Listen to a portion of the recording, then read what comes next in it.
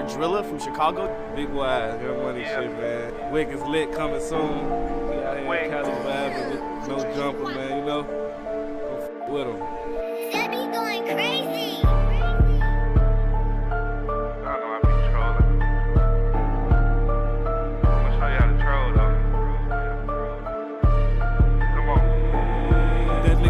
Nobody care about what he did or what he said. Man, his homie killing ants, but shit, at least them niggas slid. I can't tell you what I did, no cap, cause most of them niggas dead. I can't tell you what I did, cause I'll probably be in the feds, gang shit.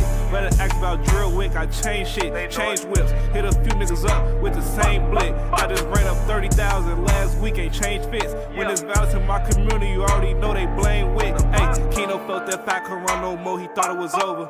2 Glocks, I'm like 2 pistols, he knew it was a close one. Goofy came my block, he got one off, but now he toasted. Glock 23, I call it tally, cause this bitch a blower. Druid really grew up my overtext and I ignored her. Take pictures with all my fans, fuck that, my supporters. Start my bitch a biz, she scratch off goals and I support her. Call my phone's 100 in, what's the order? Boy, this shit ain't new to me, I've been spending on the ops. Druid, he a bastard, I ain't grow up with a pops. I was out ditching school, testing my accuracy on they block. They say, why they call you drills? Cause I really been on the lot. Shooters know the shooters, and the killers know the killers. You niggas don't look familiar, I don't know none of you niggas. And I'm jumping out on feet, but caught my first one out the window. And if we ain't DOA him, then he was fighting in the spittle. Seen shit, walk him down, the gun jammed, he thought it was over. Melly died, a nigga got hit in his head, but God was over him. Rocket had put fin them niggas crazy, cause he folded. Ten ain't had to say shit when he got that room, but he told it. Boy, this shit ain't new to me, I've been spending on the ops.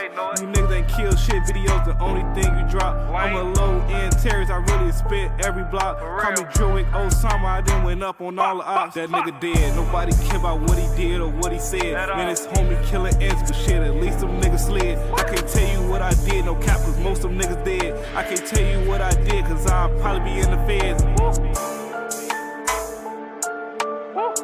I've been driving a car here for 30 years, and I'm telling you, you don't walk around here at night. Yes, sir. It'll kill you and strip you in 10 seconds flat. I'm a trophy round this bitch, nigga. They call me big homie. Master level, bro, you drop me, you get like 10 bodies. Payroll let you celebrate it. Gonna be his 10 body. Undefeated heavyweight, nigga, I think I'm big baby. Half a brick, slapped it all grams, these horns go crazy. Slap his bitch, knock down his man, Javante Davis. We hang niggas, cab the clan, come get your shit painted. Drop bodies and bags to plan, ain't nothing gon' change me. Rambo, I stand on my name, they know I pop shit. Dirty choppers at my mama house, she know we drop shit. Get in those streets, take who come with it. You bet not snitch, we slump shit everywhere in my city. I cannot flip. In the cell, 8 with his mans looking at his portrait. Like, damn, cuz, what happened to him? I know you salty. Sugar turn to shit, you get static with your partner. They start scratching with some pits. He can't shake up out that coffin. They was calling, trying to squash it. Don't want war with us. Mama house blew up. Dude got his noodle touched. At Geno's, caught him lacking. Took my 40, smacked him up. Man, y'all lucky we is on camera. I'd have built your ass up. We started stepping around this bitch. I bet they vouch for it. Little niggas look up to me. Don't know we dropped they big homies. Out of town hunt niggas. I always got my stick on me. I took a life when niggas took some shit from me. Gangsters moving silence. We don't post nothing. I promote violence. They go smoke some. Shaquille O'Neal with an AR Gillos and go post up. My baby 24. R.I.P. Kobe. He gon' show up. Sit you next to Kobe, brother. Then scratch off doing donuts. Let Giants sleep. Why y'all won't come fuck with me? These niggas spinning around, think they tough as me. Shooting shit from up the street. How could you ever think that you had nuts like these? Gonna be another chapter in our killing spree. Payroll, how you catch me, bro? You go crazy, I'm still stepping though. Smack this shit while Hollis is back to back and watch this head come off. 19, he got bodies, a real gangster. Gang, I'm vouching for him. They know my name, I do this bit for crushing shit. I ain't no local joke. Drop me, you gon' die. Bet my brother smoking shit, one of them niggas. Know my son gon' be a main character with his switch complete, not mission. You ain't right about your brother, but if I smack one of your bitches on camera, your pussy ass probably be laying in my bushes. We stay dangerous when in the chamber, bro. My mama raised a gangster. I'ma die dying. They gon' have my funeral at a stadium. It's us or y'all. I don't trust a soul. My city small, everybody related. Our cousins and brothers we don't know about. Lot of niggas getting money, I don't matter. Killers control the clout. I had static with millionaires when I was worth an ounce, couldn't get me dropped popped, I still got my glizzy out. Jumping, I'll be getting down. We hit the whole city with choppers, don't come through here. Playing around, my papa shot my daddy, cause it's in my blood, just slain his arm. Long way from 8 balls, all that money gon' put us over the top. If you ain't CAB, you a op. That's just how we rock, race killers in the ghetto, call out of town, they come through, pop your top, nigga. You a op, that's just how we rock, race killers in the ghetto, call out of town, they come through, pop your top.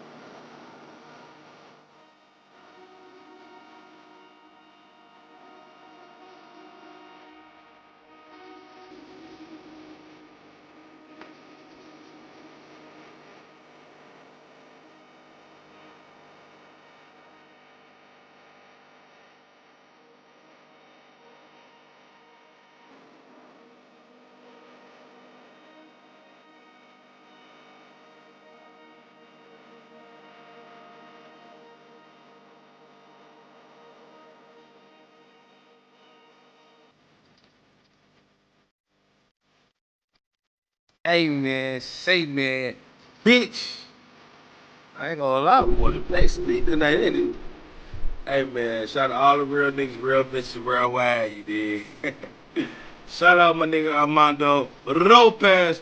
Shout out Miss Esme the sniper. She is sniping. Shout out to my boy Ruthless. What up to my boy from Tuna? What up, gang? Shout out to my boy Rick. Gang, and my boy Kevo. What you on, my boy? We in this bitch, man. Y'all know that though. I know that, you know?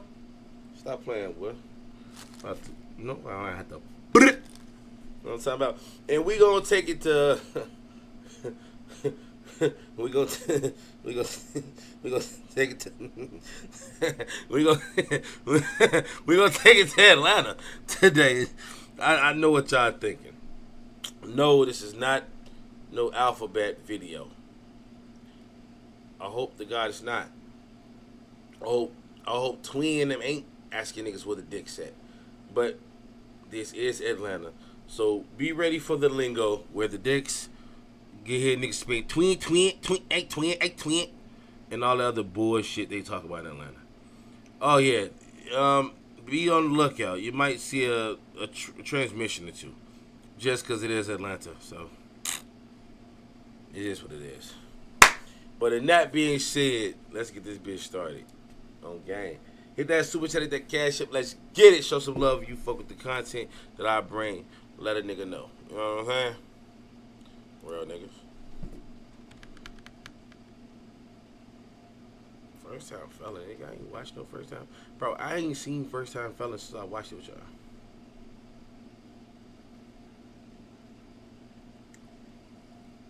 Folks said, despite before all the gay shit, Carti was on my top 5. I only like that one. What's that? White hoe, let's go.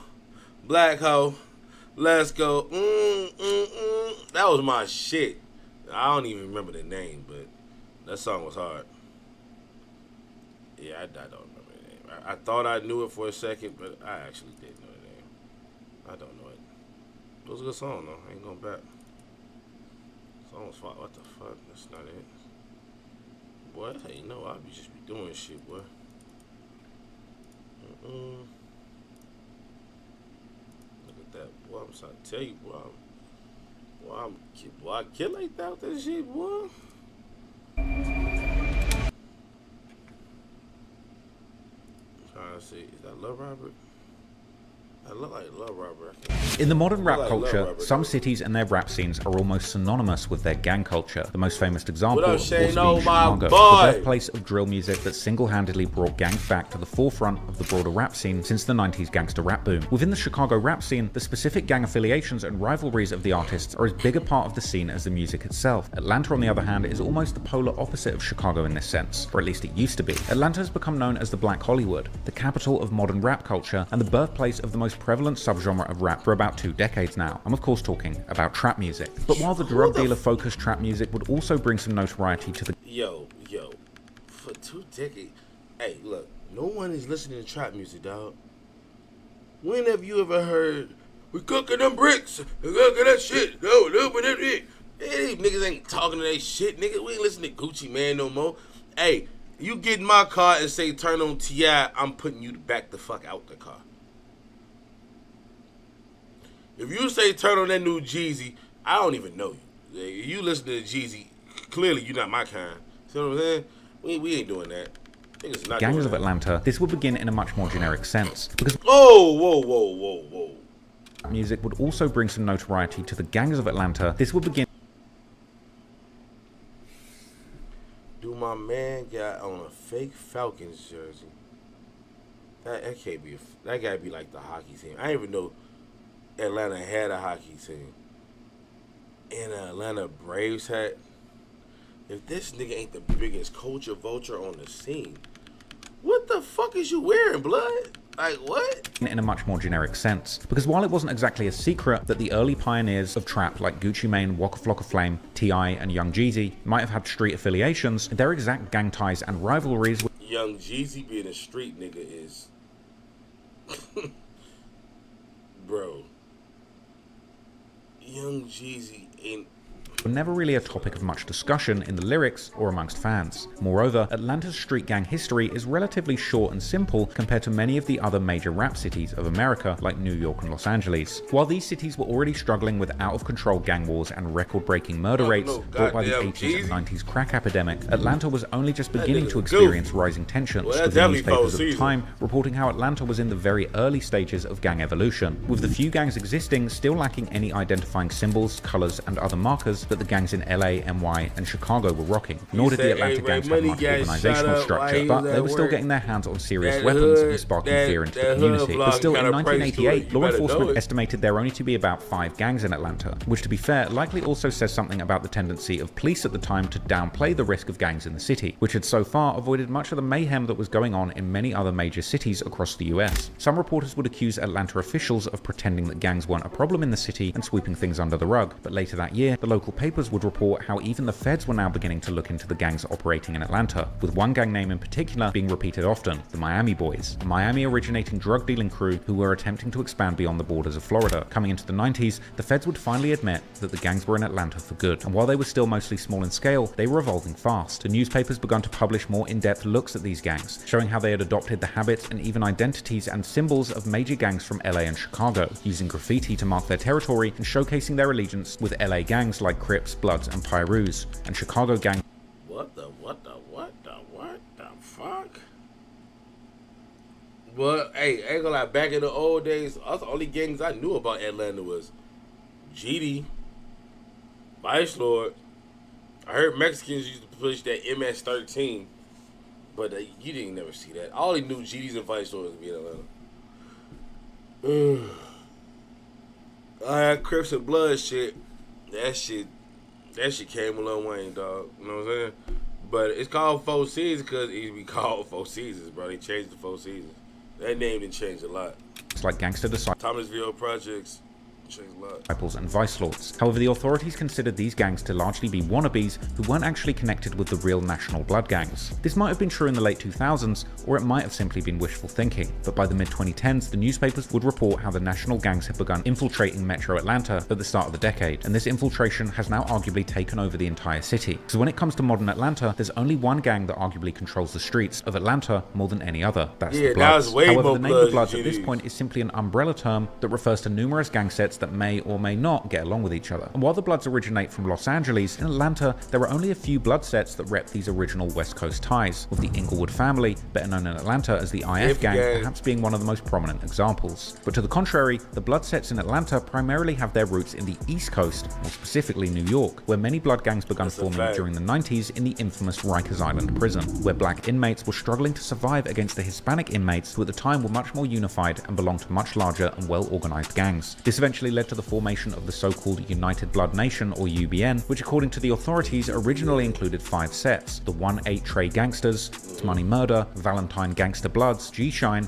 and the 9 Trey Gangsters. These sets quickly began moving down the East Coast, primarily to push dope, eventually creating local branches of their sets in states like Virginia and North and South Carolina, eventually also Georgia, where most of the original 5 UBN sets now operate, including 1-8 Trey Gangsters, G-Shine, and the 9 Trey Gangsters, but especially Money Murder, which may currently be the single most influential gang in the metro Atlanta area. As the story goes, Money Murder, or SMM, was founded by a New York gangster named Peter Rolak, aka Pistol Pete, who hailed from the Soundview projects in the Bronx. However, like the overall Bloods moniker, Money Murder 2 is just an umbrella term for numerous smaller sets, or lines as they're called within SMM, with the authorities claiming that the dominant line in Georgia is currently known as 45 Worldwide, or simply 45 WW, a group which further has several smaller lineups or cliques, such as KMB, Venom Line, Hot Wheel, X Line, and Frontline. These smaller factions largely act independently, but share certain common characteristics. Hold the fuck up, boy. What Traplo Ross know about 45 Worldwide, boy? What is... Boy, this nigga, bro, I swear to God, if anybody made indictments, it's gonna be this nigga Traplo Ross. I mean, that's, bro, this nigga you say them about the Spartans or nothing, boy. But in Atlanta, it's mostly 45 Worldwide. That don't mean it ain't no Spartans down here. But in Atlanta, it's mostly 45 Worldwide, that's for sure. Like typically repping one of 2 colors, red or green, while sometimes referring to themselves with common nicknames. Money Murder, like Murder Gang, Blazers, or BBO for Blaze and Billy Only, Gun Gang, or Trendy. This last name perhaps explaining the extremes that some of the biggest rappers affiliated with Money Murder have taken unusual fashion choices, making it almost seem like the zestier the savage, the higher they'll climb on the gang's ladder. But the reality is, no matter how unusual you... That's some blood shit, boy. And what we banging, nigga? BBS, 9 Trey. Nigga, that's Quanti Cash, nigga. You think Carti's clothes are, in the streets, he's respected, and the group that he rolls with are nothing to play with. Playboy Carti is allegedly affiliated with some of the...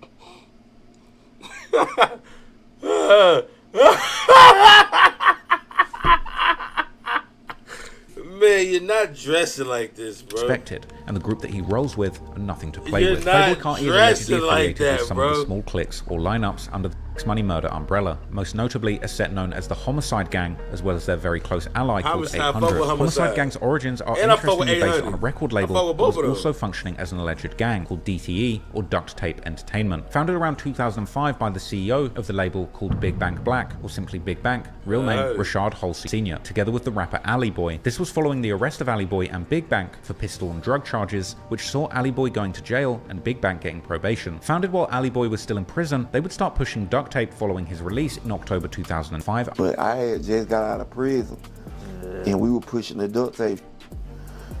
And I say I got out of prison in 2000, at the end of 2005, October. Alley Boy would explain to a humble soul on YouTube that the name Duct Tape was used interchangeably between their hood and the label. Like, that was the whole thing with Duct Tape, period, all together.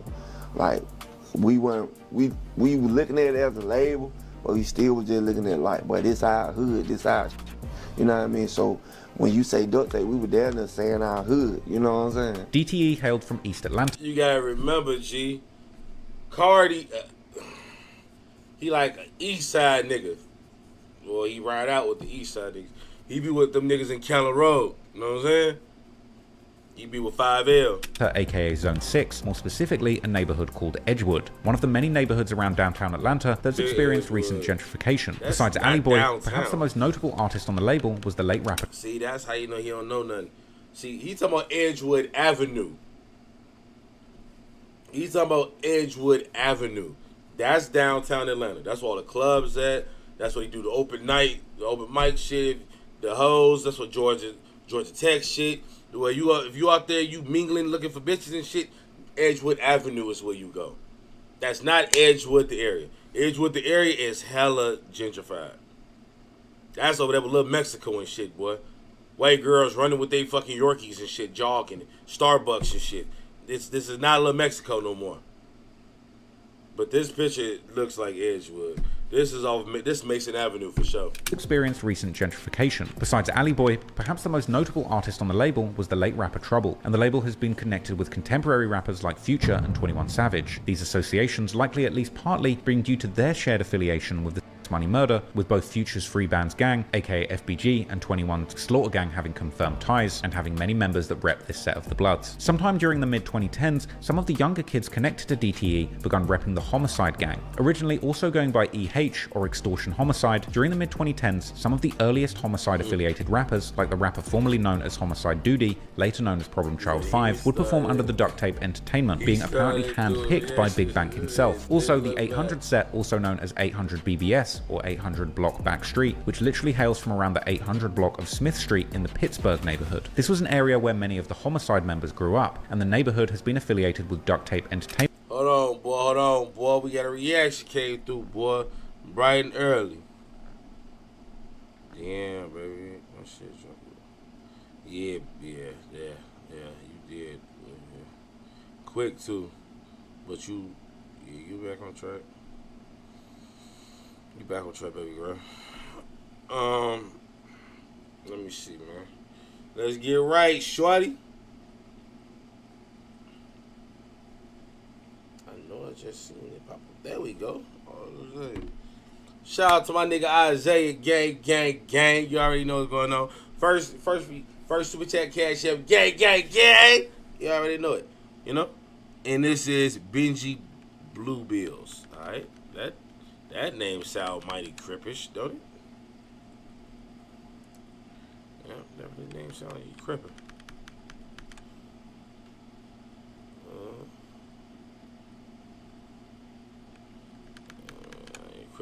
Benji Blue Bills.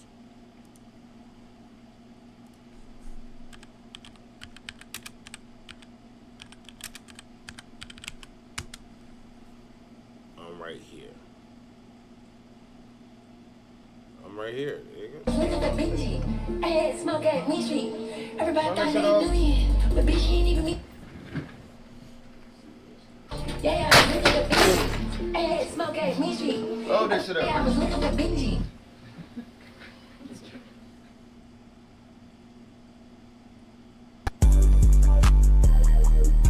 I mean, how many times he had to practice that before he got it right? I come off the top, yeah, if I ain't gang, hit tap, yeah, put him in a box. If you say my name, then on that same day, nigga, death gon' knock. If you say my name or say my game, you hit with a Lego box. It's 3B. Try to knock him off, yeah, who next? Taco spot. But these are a lot of niggas, ain't it? GSP. Fuck the law, we high speed through they block. All I bang is big fat, bitch, I'm not Christian on no arc like CB. I spin your block like CD. I'm way more turnt than your BD. This build on me, that's GG. She wish she fuck with me, cause now that bitch see me. Ain't gonna lie, this beat banging. Manifestations to reality, this shit in 3D. I put that stick on your little brother, you gotta come and see me. Work your gun, work your stick, work your pistol. And you know that shit flying past your wig, you hear that whistle. And the little 7.6 hit hit like Thermaberg missile. And I got that shit that shatter bone and rip through tissue. 3B5, that's my nigga. Talk that shit, bitch go get him. Oh yeah? Stretch that bitch, stretch her with him. But he used the Carti beats though. He too little. Got too big, I be the man.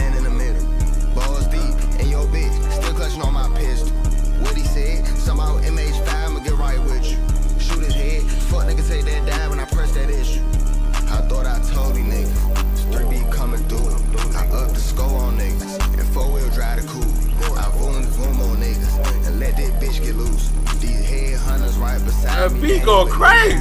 Ain't need no use, you hit my phone, no tryna call no dudes. Big high again, we the reading these niggas be round bulletproof. I boom on niggas and let they big and nasty. I'm a top 5 killer, so who say they gon' smash me? Little low down dirty nigga. I thought I Hold on.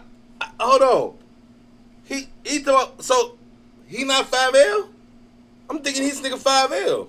told y'all niggas. But he said something about 4L. Niggas that I voom on niggas and let they big and nasty. I schoom on niggas. Who said they gon' bag me? I schoom on niggas. And voom on niggas. I skirt on niggas. I skirt on niggas. You sassy ass, blood sucking, dick sucking bitch. Hey, if a nigga looking for me, he don't wanna find me. These niggas think this shit WWE SmackDown vs. Raw. These niggas cracking foes, so they don't fuck with 4L. But Playboy Carti, he 5L. Hey, fuck off my So dick, what? nigga. 5L beefing? Oh, so 5L beefing with each other? Shut the fuck up. You was a cold bitch on 5. You subscribe to your baby See? mama OnlyFans too, fuck nigga. Hey, Shorty just went crazy. But check this out though. So 5L beefing with each other now? When the fuck did that? See, I know a lot of 5L niggas, but what the fuck? When did this happen? Carti is not 5L. Hold on, bro. So Carti don't fuck with Counter Road no more? He not 5. So what the fuck is Playboy Carti then? I thought he fucked with Ola and them. And Ola and them 5L.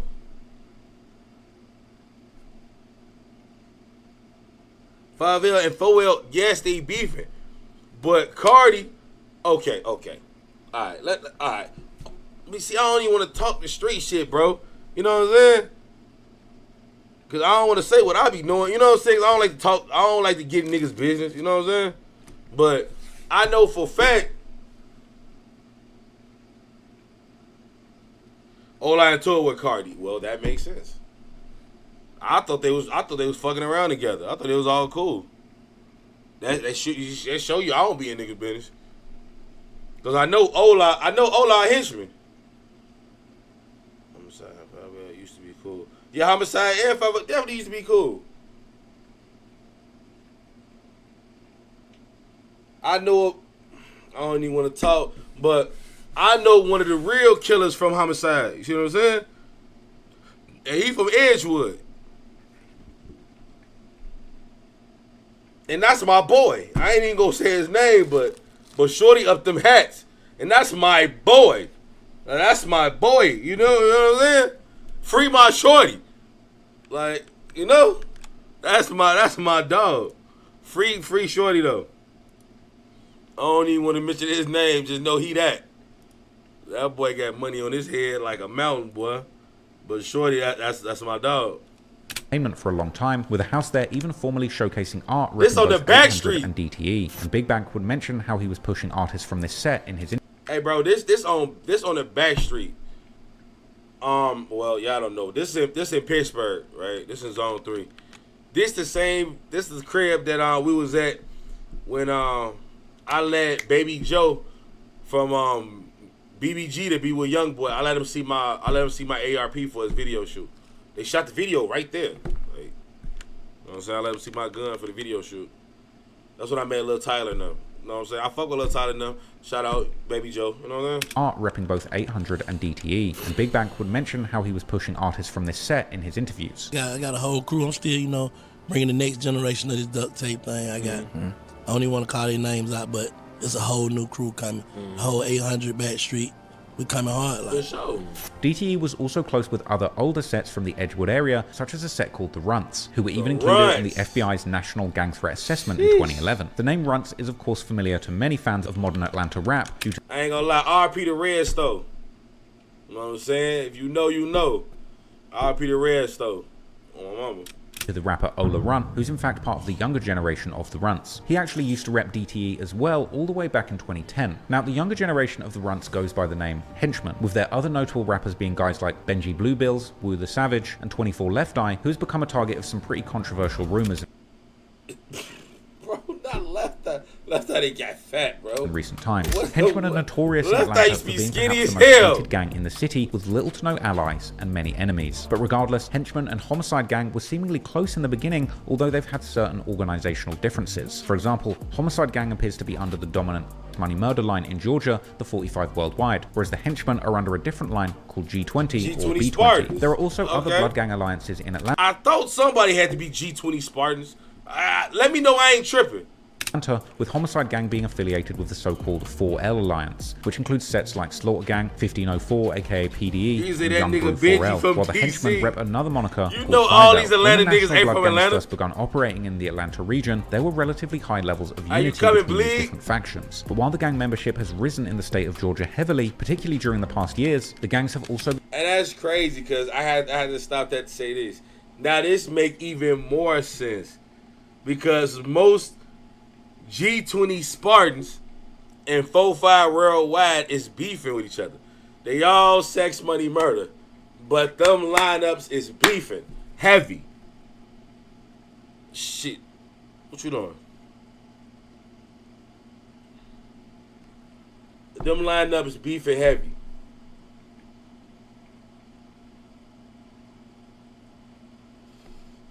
I can say shout out to them killers, man. That's all I can say.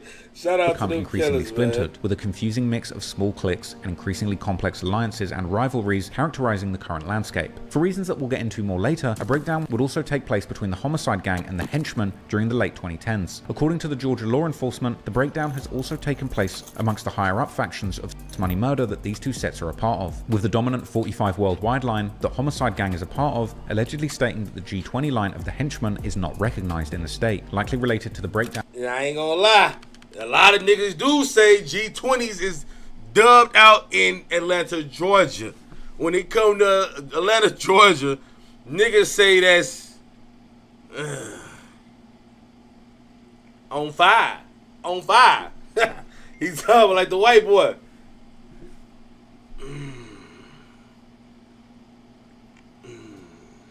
This is kind of funny, bro. Because a lot of niggas do say that G20s ain't right in Georgia. I don't know. I ain't no blood, you know? I ain't no blood for real. You know, I'm just real close to them. But I ain't no blood for real. But everybody I know, they 4-5 worldwide. I know some G20 Spartans, but them niggas in New York. You know what I'm saying? All them niggas in New York. But in Atlanta, definitely 4-5 worldwide.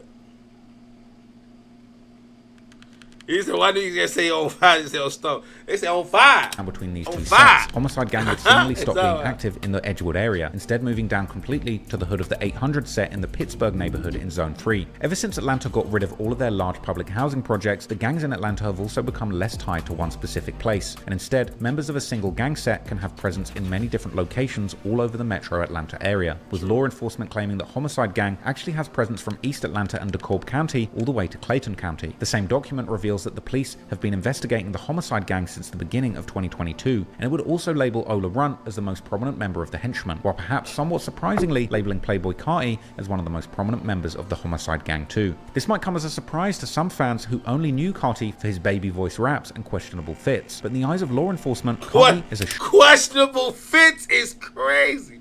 Questionable fits. No, niggas is not saying that, high bro. ranking blood. So, to truly understand how Carti managed to get to the very top of both Atlanta gang politics and the music scene, we need to go all the way back to the beginning. Not that much is known about Carti's early life gang connections, but the consensus amongst the fans appears to be that Carti was not heavily gang affiliated whilst he was growing up, and his old high school mate from the Creekside High that Carti attended for a period of time would later tell how Carti appeared to be from a fairly well-off family. He always That's had the South red shoes, 40. and I know his parents bought him. But like whoever his mom was, I'm pretty sure she up. She well taken care of. Like bro had a. I ain't gonna be the one to be like, oh he wasn't hood or nothing like that. But all I'm saying is, he wasn't doing bad. You know what I'm saying? Like he was fresh as hell for the whoever his mom was, or dad, they had some paper. In his earliest songs, like the song 36 Villains from his 2012 mixtape Young Misfit, Carti would simply rep the south side of Atlanta without any references to a specific gang. But already back then, he was clearly well connected all over. Bro, I'm trying to see when Carti gonna come into. I want to see who the bodies is they gonna put to it. Cause I know a lot of niggas in the midst of this. I looked at that picture and I know a lot of these people, gang. You know what I'm saying? My family come from Edgewood. You see what I'm saying? I know a lot of them. You know what I'm saying? So I'm trying to see what he talking about, gang. Cause like I want to actually see what he talking about. That's all I want to see. That's why I ain't talking too much about it. Over the city, making songs with other underground rappers from areas like East Atlanta, aka Zone 6. According to Carti himself, he would also get into quite a lot of trouble in Zone 6 in the early 2010s by hitting licks with his old friends like the rappers Man Savage and Fat Man Key. My mom and dad, you know what I'm saying, they ain't go to college, but they ain't have me broke, you know what I'm saying? They weren't broke, you know what I mean? I ain't these, I jumped out the port. My mom and dad's in the slugs. I was like, man, I don't want to be out here. I was in the Zone 6. I'm on the 3. I'm in the 6 with Fat Man Key, Man Savage. That boy said I'm in the 3. I'm in the 6. Hey, that boy said he was in the hood. But I ain't gonna lie. I don't look like I said, bro. I never met Playboy Carti. To my knowledge, I don't think I've never met Playboy Carti. What I can tell you is they got a picture. I don't know if it's still there, but they used to have a picture of him at Forever 21 in Lenox Mall, right? And he was Employee of the Month. You know, his picture, if you ever get to Lenox Mall in Atlanta, Georgia, go to Forever 21 and see if they still got Playboy Carti picture up there. I mean, he's a celebrity now, so I'm pretty sure, like, why would they take it down? His picture is right up there, bro. Forever 21. He ain't licks, bro, like I ain't got fat. I ain't got. Told me, I told him that. That's my OG. That's my OG. That nigga looking like Soulja Boy. That nigga looking like Soulja Boy. With Carti later reminiscing about these times in the 2020 song Punk Monk, rapping how he was riding around with Man and Key while toting a gun. Soon, Carti would also begin to make I've been looking for that picture forever in Lenox. Related. You know what I'm talking about. Hey, you know exactly what the fuck I'm talking about. You a real nigga, Kevo. Carti would make his affiliations known to lyrics, repping the number 2900 in the song Heavy, a number that he would then begin to repeat on numerous tracks, including an unreleased but eventually leaked song literally titled 2900, where Carti raps how 2900 is his block and how he's got 20 ops and shoots up their block 29 times. In another leaked song known as Essential or Canary Diamonds, Carti even shouts out his 2900 block together with several other gang sets, including of course his good friend Uzi's 1600 block from the Francisville section in North Philly, with Carti and Uzi referencing their respective blocks in their rumored mixtape that never dropped, titled 1629, but also the rapper Young Nudy's PDE set from Paradise East Apartments located in East Atlanta, and 21 Savage's Slaughter Gang, also known as 2100 Slaughter Gang, from the Glenwood Avenue and Glenwood Road area in East Atlanta, both of these sets later becoming part of the 4L alliance that Homicide Gang affiliates with. The connection between Carti and Slaughter Gang may be partly explained by Carti's alleged family connection to an older set called Black Mob from East Atlanta, who were in fact a precursor to the Slaughter Gang. However, despite Carti often repping the 2900 block in his music, there is a lot of mystery surrounding what the moniker actually means and where this supposed block is located. Some see 2900 as referring to the Highway 29, aka the Roosevelt Highway, which goes through Carti's old stomping grounds in the city of Fairburn, where his early schools like the Bear Creek Middle School and the Creekside High School are located, and where he used to live in a Roosevelt Highway is College Park, bro. You can get to Fairburn, but that's College Park. That's College Park. Subdivision called the Oakley Township, according to his childhood friend. Because I remember he lived in this subdivision called Oakley Township in Fairburn, and they had nice houses. Fairburn? I don't know. Fairburn do got some nice but shit. I just remember he lived there. The 2900 block, then perhaps. Yeah, you getting exposed, man, because there ain't shit going on in Fairburn. When you go to Fairburn, you getting out the hood, gang. I used to work at Amazon over there in Fairburn. You know what I'm saying? And like, it really ain't nothing going on in Fairburn, bro. It's really cool. It's really low key for real. Fairburn really low key. Refers to the entire city of Fairburn. I'm 2900 Southside.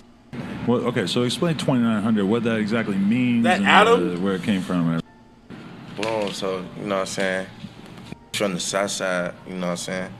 Like in Atlanta, South Side is like. It's just like, it's like College Park. You got Clayco, you know what I'm saying? And then you got the small ones in between, Union City, Fairburn, you know what I'm saying, Flat Show, you know what I'm saying? And we just always, like, the Union City, like, I grew up around the College Park, Union City, Fairburn area, you know what I'm saying? And now we would call it 2900 because, like, it was, like, different bars, 25, 20, you know what I'm saying? But somewhat confusingly, besides seemingly repping Fairburn with 2900, Carti would also rep Zone 3 at the same time, despite Fairburn being far closer to Zone 4, as well as repping the city of Riverdale in Clayton County to the Man, what the fuck, Trap Lord? despite Fairburn. What the fuck, Trap Lord Ross know about these zones, boy? What the fuck? What the fuck? What the?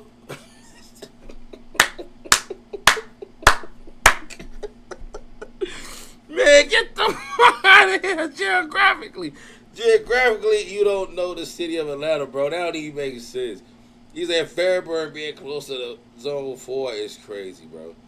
I mean,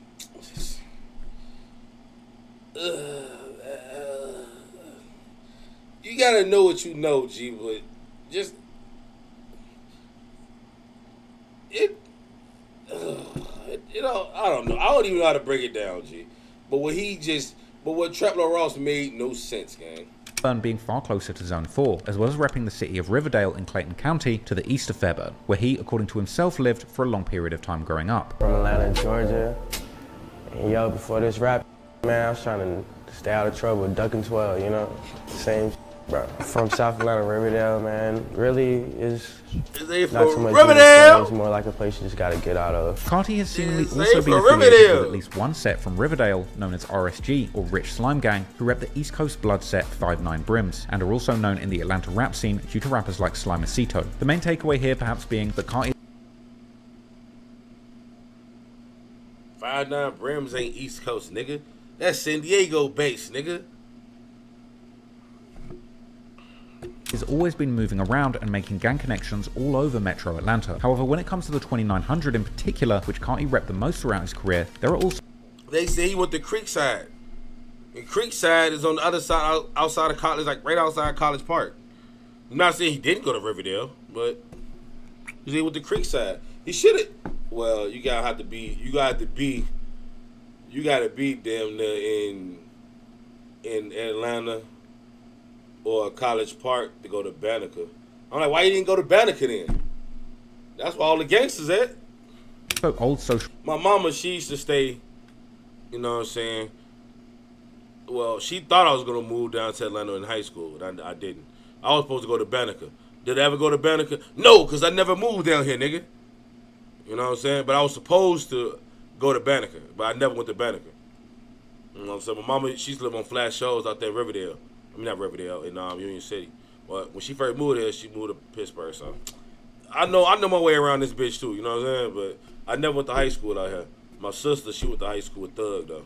But I never went to high school out here. Social media posts that seem to imply 2100 being a specific set from Fairburn, who were apparently beefing with another local set called Goon Squad back in the day. This beef being also connected to Carti's old high school, the Creekside High. And there's even some old posts seemingly implying that 2800 was in fact a blood set, a rumor that's been repeated by fans on Reddit. The following year, as Ian Connor would take over managing Carti, the duo would make their way to Los Angeles, where they would apparently link up with the Campanella Park Pyroos from Compton, this eventually even starting a rumor that they had actually blessed Carti and Ian into the Bloods. Start calling weed. Check it out. Nah, this is them checking in, bro. This is them checking in. You know how LA nigga, he check in, nigga. When y'all come out here. Oh, no, my fault. That's them down south niggas. Wrong voice. I gotta check in, blood. You know what I'm saying? You come through the section, and you're in the hood. You come through that, when you come through the community, cuz, you gotta check in with the Bloods, cuz. You gotta check in with the Bloods. You know what I'm saying? Yeah, come here, cause it's our turf. You gotta check it, cause you know we from here. Even though I'm from like you know Fort Lauderdale. I'm from here, cause I'm real blood. I'm real white blood, nigga. I'm from right here. I've been right here for 2 weeks, nigga. This is my hood. I die for this shit on blood. Mopped with it. Yeah.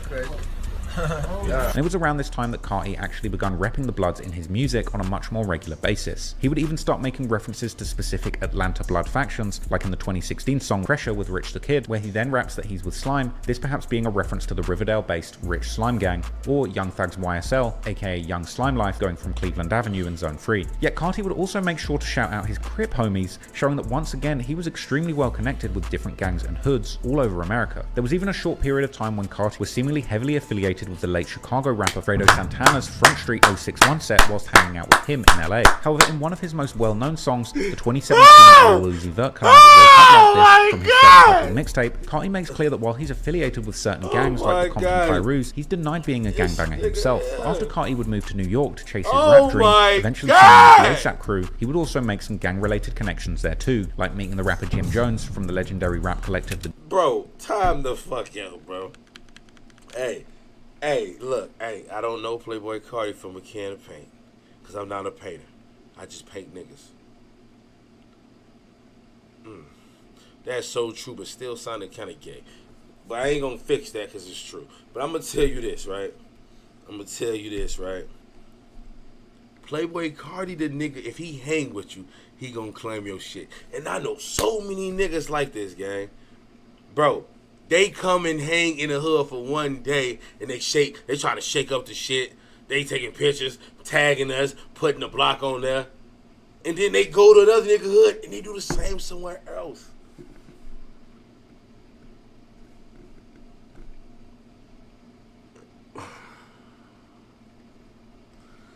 Niggas is not doing that, bro.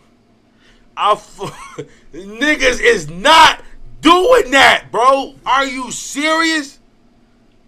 Bro, whatever he hang with, the fact that he's claiming BD from Front Street is crazy. Then he leaves there and link with some other niggas that claim they hood. Yo, bro, it's a difference between showing respect. I might say, hey, my folks from over there such, shout out them, I fuck with them. You know y'all my boys, but I'm not claiming they shit. Nigga, I didn't, what? Bro, I didn't put work for a lot of places, bro. You don't see me claiming they shit. Like, what? Because I'm not from over there. I'm not one of them. Jim Jones. Jim Jones looks so shootable. It's crazy. Look at Jim Jones' goofy ass. Jim Jones almost 60, bro. And he still want to be a fucking teenager. Like, get over it, old man. Diplomats or Dipset. He's also the rapper to start using the moniker Vamp Life or Vampire Life, with Carti then commonly using the Vamp term throughout his whole lot of Red era, as well as more recently starting his own crew or move. I ain't gonna lie, throwing up Vice Lord telling what that stand for Vamp Life is crazy. Like, we're not doing that, bro. Movement called YVL or Young Vamp Life. However, around the same time when Carti was building his rap career in New York with the ASAP mob, he would also spend time in Atlanta recording music. His time there eventually leading him to meet a rapper called Lil One, through Lil One's girlfriend, a rapper known as Red Cold Hearted. But we ended up meeting Playboy Carti. Hey yo, shout out to my dog Lil One. This is my motherfucking boy right here. Through my girl. So he was already like from 2016, like we've been rocking with each other since like 2015, me and her, so he been around us since like 2016. But Lil One wasn't just any random rapper, as his dad, or at least stepdad according to some Redditors, is none other than the Duct Tape Entertainment CEO, Big Bank, which is why Carti can be stepson. You say Lil One step? Boy, that's his daddy, boy. Boy, you, hey, respectfully, if any nigga say that's Bank's stepson, you gonna fuck around and die, boy. Boy, Lil One his son, boy. What the fuck are we talking about? That's his son. According to some Redditors, is none other than the Duct Tape Entertainment CEO, Big Bank, which is why Carti can be seen in some pictures where RP my nigga Duct Tape Dave. Real nigga, that was my boy. Real life, that was my dog. Wearing DTE merch and hanging with members of DTE, including Big Bank himself. Being part of the young DTE generation, Lil One is also affiliated with the 800 set and Homicide Gang, as he makes clear in his underrated 2019 banger, affiliated hey, boy, with the 800 set and y'all don't know. You don't know, but that's my boy. If you know, you know. That's my boy. That's that, yeah. He one of them for real. Yeah, and when you say Elay, E5, but that's my dog right there. Free Shorty, man. Homicide Gang, as he makes clear in his underrated 2019 banger titled 800, as well as another song called Homicide, dropped in 2021 with none other than Carti himself. And I'm not claiming other 800 no fucking Homicide Gang members that Carti would become close That's to what I'm during this saying. period are people like Big Sosa, who Carti would spend perhaps the most time with. The two doing everything together, from playing basketball and shooting dice to attending baseball games and hanging out in the... You know, yeah, you know something then. You know something. Hey, that's my, I've been knowing that boy since he was a little boy. Like, I know his whole family. That's my motherfucking boy. That's my dog. Hood. There's also the rapper Problem Child 5, who some Redditors claim to have been the one who actually stamped Carti into the gang, although this would have perhaps been more likely done by Lil 1 and Big Bang. Carti would also hang out with members like another rapper called R5 and a young'un called Lil Demon, who Carti would shout out in his 2020 song Stop Breathing. These lyrics also mentioning the rapper Bino, who is one half of a rapper duo together with another Homicide member called Michi, who Carti would eventually sign to his Opium record label under the group name Homicide Gang, in the process turning these hard-nosed gangsters into nocturnal vamp lifers surviving on a diet of lean, blood, and the latest Rick Owens fits, just like the King Vamp himself. Many have considered the relationship between Carti and the Homicide Gang, or 800, to be more like a symbiotic business relationship, where Carti benefits from these gangs bringing him street credibility that he formerly lacked. Bro, that's what they was talking earlier, bro, when he was saying something that was total bullshit. I wanted to say something, but I couldn't. You know what I'm saying? Because they, like, I know these niggas, you know what I'm saying? So it's like, I'm just seeing if they just talking, like, you know, like how close he think he is, you know what I'm saying? Because I'm really not going to be telling these niggas business for real. These weren't even out when they made them VHS. There's some different kind of bills out then. I got some of them at the house too.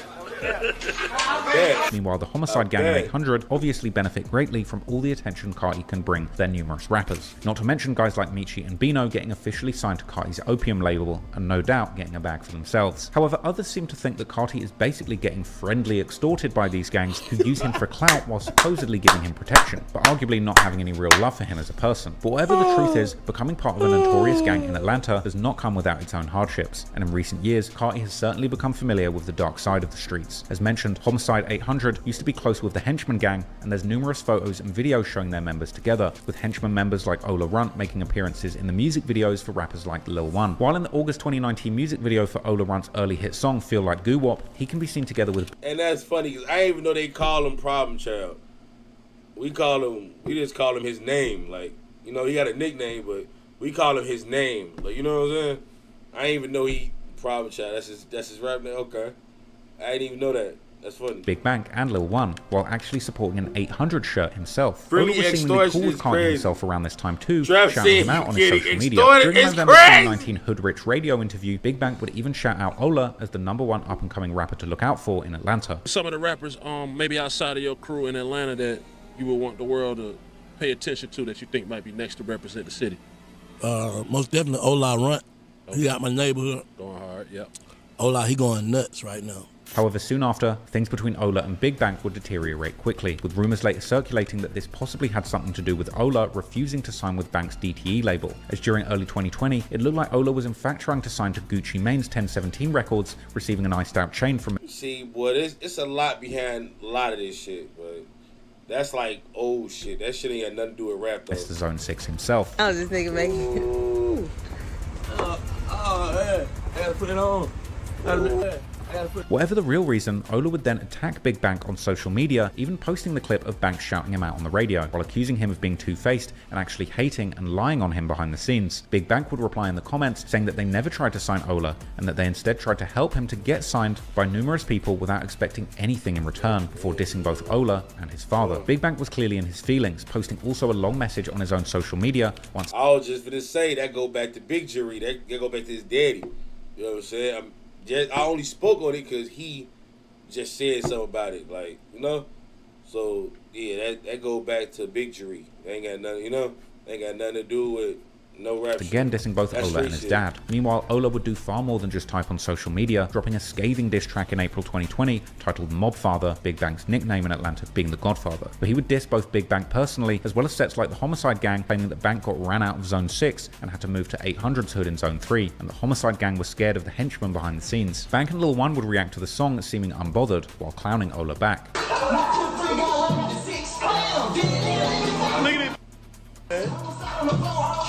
You don't live kids. through the video. You ain't telling us. Meanwhile, homicide rapper Problem Child 5 would come out with a response diss towards Ola titled PP's Son, PP referring to Ola's father. Ola would keep dissing on social media, going live around the same time of Problem Child's song release and airing out both Bank and Problem Child 5, even taking shots at Carti, calling him a fashion blood who only pretends to gangbang to look cool without even knowing the inner codes of money murder. Hey, and Problem Child, your daddy name Big O. Big O is a preacher. Y'all heard Big O is a preacher, man. Big O is a preacher and he's a chef. He cook food, no dope. Y'all heard me? My father cooked dope. Y'all heard me? Your father cooked food. What you talking about? And then listen, Big Bank stuff your mama when she was like 14. And he was like in his 20s. So like you his stepchild. Do that no more, they just... Yeah, fashion blood, it be fashion banging, man. A lot of fashion blood, they want to dye their hair. They want to, you know what I'm saying? They just want to dye their hair or do shit like that, man. Yo, his mama E5 too. His mama ain't nobody to play with. Folks, mama ain't nobody to play with, gang. I don't even know how he's speaking on her. You be blood just to dye their hair red, man. Fashion blood is crazy. That's crazy. Shit about the royal flush. Shit about the first 5 on the east. Shit about none of that. But Problem Child would clap back, going live and giving a detailed story of Ola and other henchmen running during a shootout. Henchmen! On my mama, I ain't never seen so many henchmen running at the funeral. I seen running. I seen little left eye. I swear to God, I seen left eye watching Ola get shot at, bro. I swear to God. Ola done went to the right.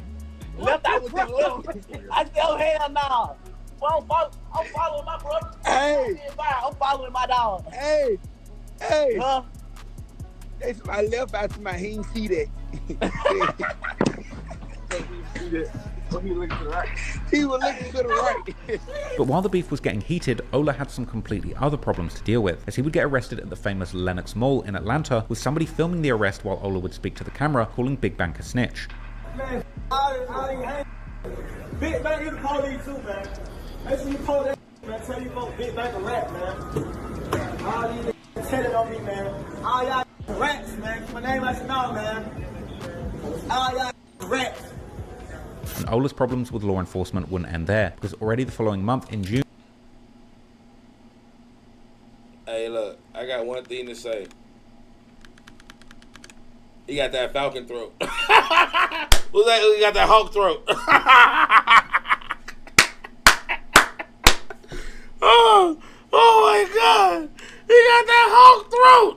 He got that hawk throat. He would be in trouble once again, this time Not crashing out in style, throat. going live on Instagram while in the middle of a high-speed chase with the police in Monroe County. The Monroe County sheriff would later give an update. Yeah. I think he is. I'm sure he is E5, bro. Barely everybody around that bitch is for real, but you know, I think he is. I think he is a child of E5 for sure. Saying that they had caught Ola hiding in the woods after the chase, whilst also posting a picture of him in handcuffs. Unfortunately, things were about to get even worse for the Homicide gang, because later that month on the 28th of June, whilst Homicide and 800 members were hanging out at their usual location in the 800 block, something would go very wrong, and Carti's perhaps closest friend from the gang, Big Sosa, would end up being shot in the head around 10 PM that night. Bro said, who's worse?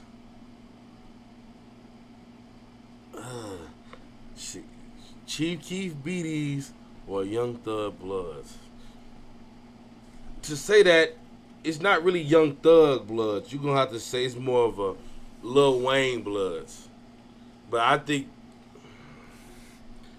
See, Chief Keef Beatties was only a thing in Chicago. I mean, other cities started acting like they was BD, but it was only real in Iraq.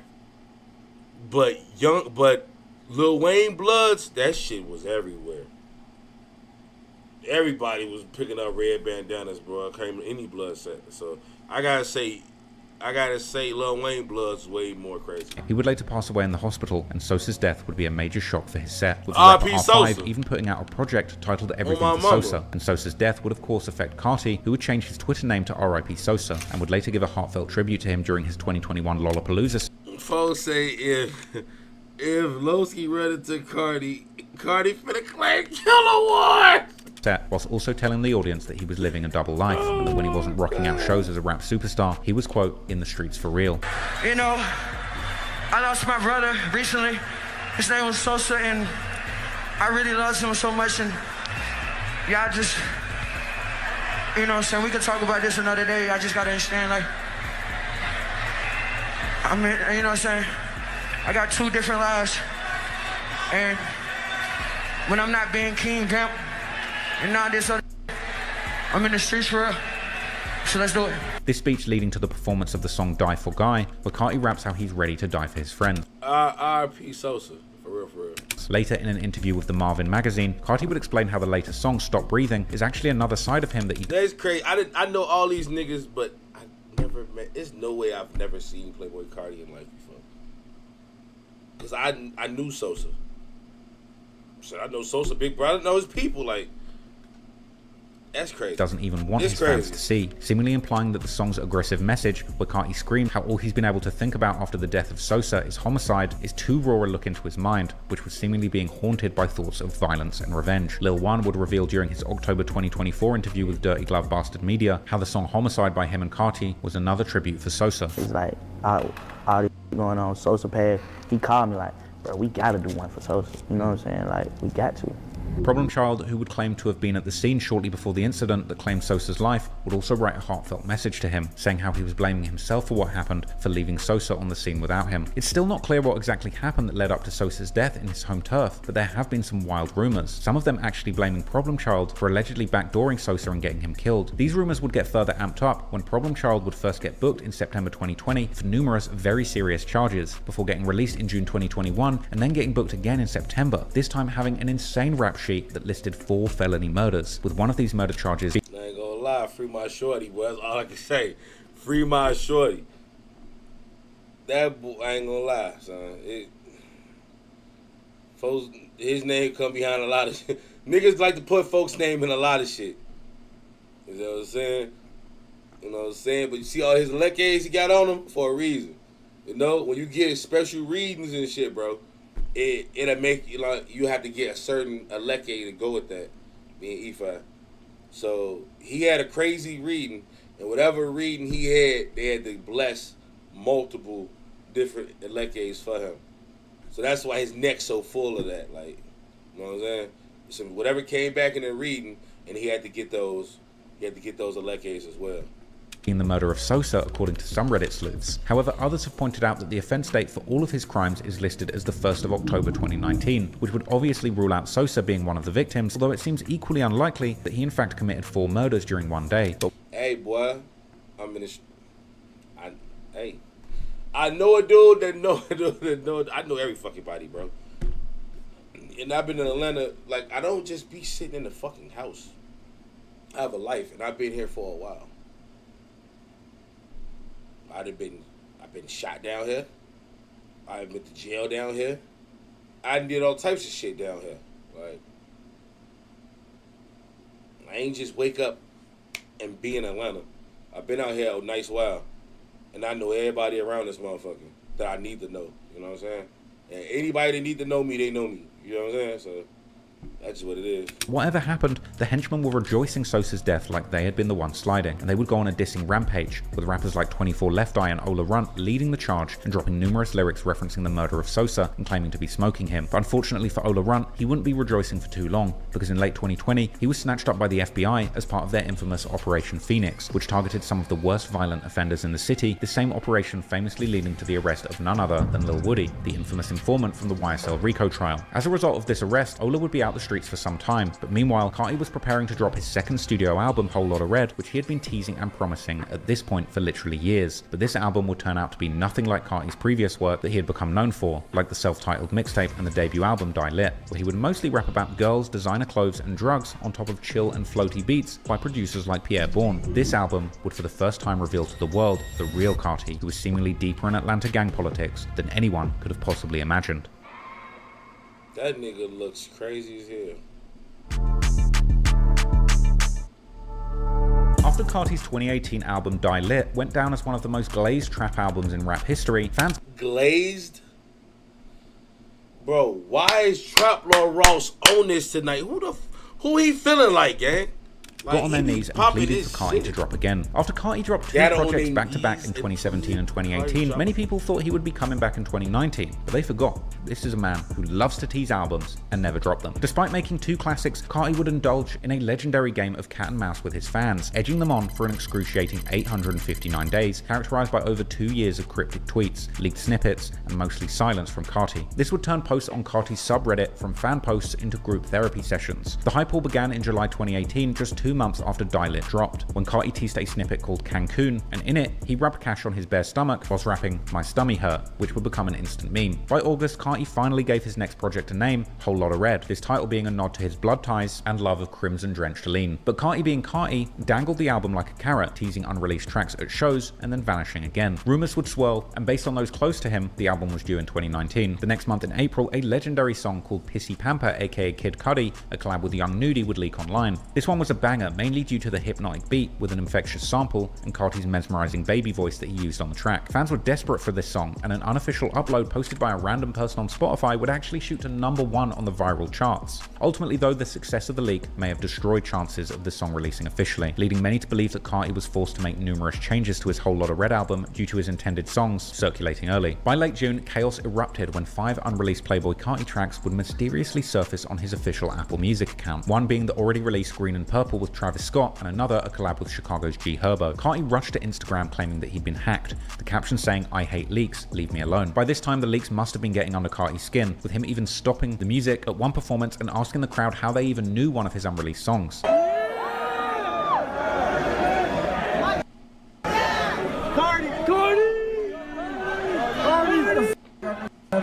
Apparently Carti thought he was playing unknown tracks, but was genuinely pissed off to find out on stage that the fans had already gotten hold of this song. These leaks weren't just early chances to hear songs, they were spoilers for this album that Carti was still working so hard on. Desperate to regain control, Carti took to the stage in Milwaukee that July to announce a featureless album release. I challenge out my 60 days. I ain't gonna lie. I feel like we worked too hard for this moment. I ain't gonna lie, the only song I ever knew with Carti is Magnolia, like you said, gang. But check this out. We had 30 minutes in this in the fucking video is only 46 minutes. There's no mini murders behind Playboy Carti. I haven't heard not one name yet, man. Not one.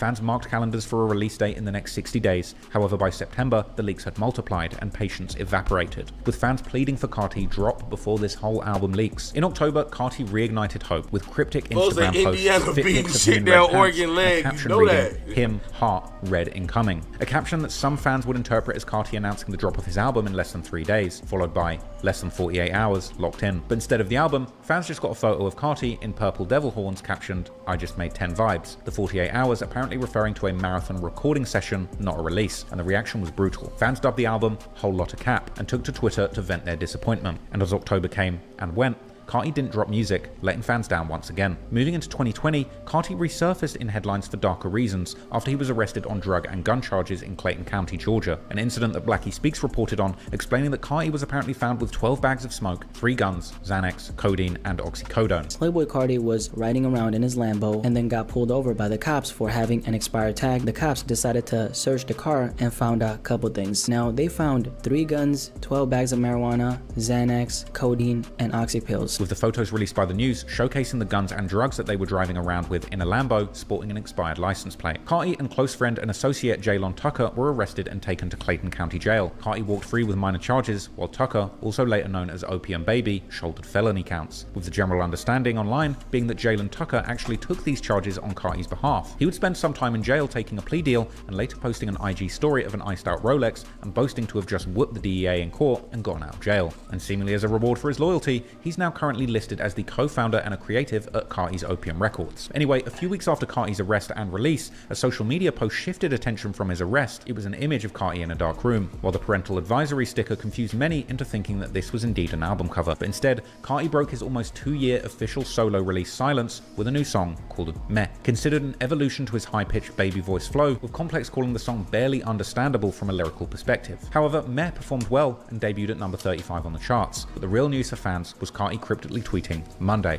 then ghosting. Monday passed and left some fans confused and frustrated, asking on Reddit what the hell was the point of that Monday tweet. The tweet became another meme amongst fans who announced its anniversary every year. The next month, Carti would feature on Drake's Dark Lane demo tapes on the track Pain 1993. This first official collaboration between Playboy Carti and Drake giving Carti his first top 10 hit, with Pain 1993 peaking at number 7 on the charts. But true to form, after this monumental career debut, Carti vanished once again. By November, Carti was being featured on GQ's Men of the Year, teasing fans once again, but dodging questions about the album's release day, confirming that music is coming, but regarding the album's release, simply saying we'll see. On the same day, he Hey look, I ain't gonna lie. What does any this have for one? I already said this ain't got nothing to do with but like nothing, right? Bro. How the fuck do you win GQ Man of the Year with no who plays this music?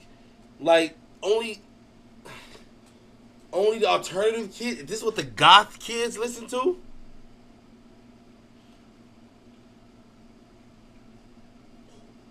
Who plays this music? Bro, all I know is Magnolia. All I know is Magnolia. I don't know nothing besides that, bro. And bro, the video about to go off. I heard no hats.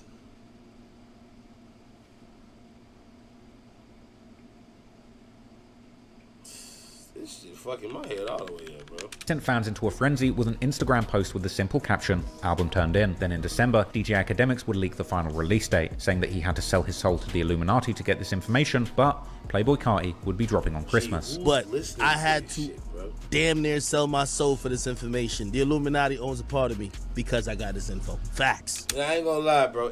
I'm not hating on him, bro. Because I mean, I have no reason to hate. You know what I'm saying? I get nothing from it. But on some real nigga shit, it's like,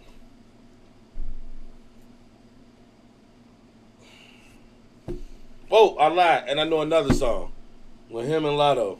If you love me, blick something. Blick something. And I only know that song because me and my girl was getting tattoos, and I heard the song. I think we made her watch the video. We watched the video at the tattoo shop. They said, "Ack, we could like, yo, we could give it to somebody else. What are you gonna do to get it?" I said, "Take a toe, take an arm, take a pinky." Anyway, if you were wondering, Playboy Carti, Whole Lotta Red is not dropping tonight.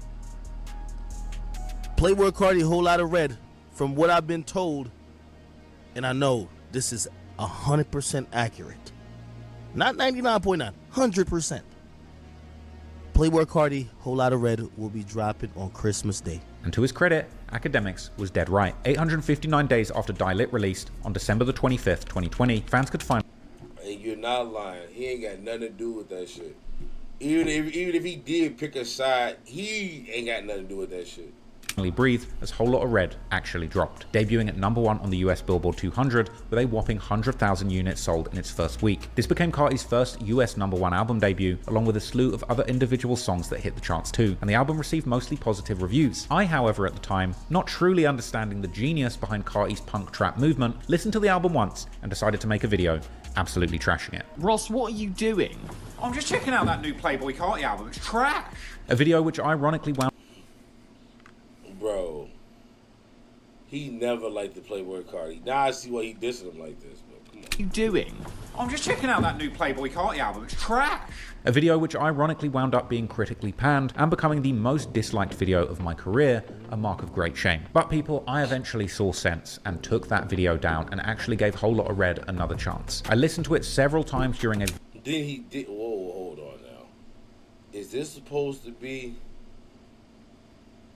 a remake of Young Thug outfit from Harambe?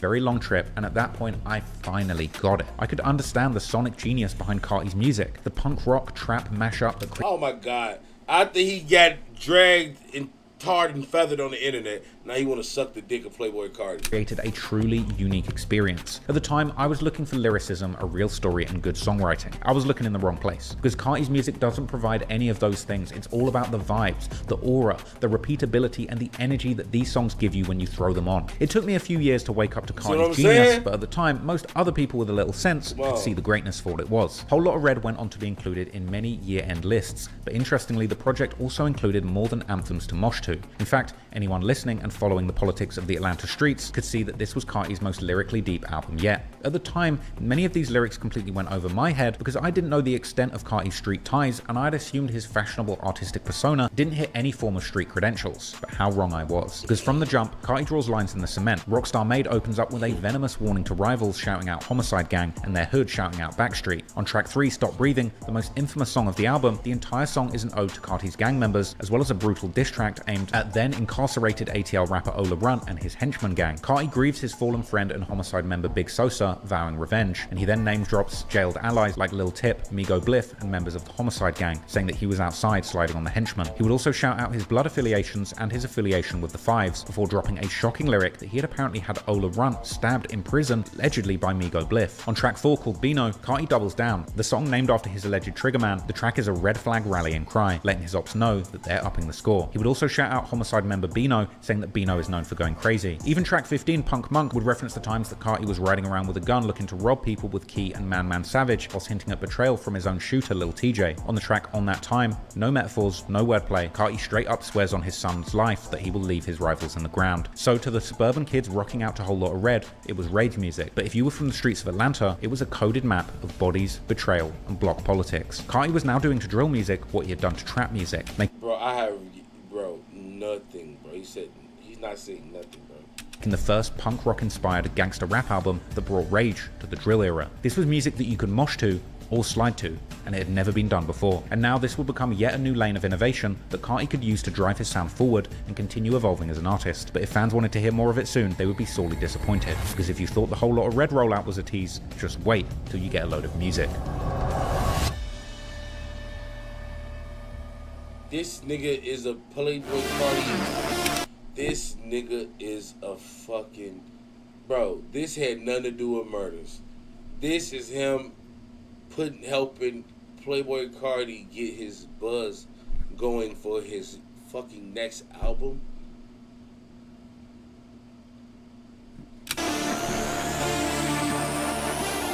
Since Playboy Carti's groundbreaking album Whole Lotta Red released in 2020, rabid fans have been begging for him to drop more music. But he would spend the better part of 5 years teasing and edging his rabid fans, all while attempting to shun the spotlight. He would tease a follow-up album as early as March 2021, claiming in an IG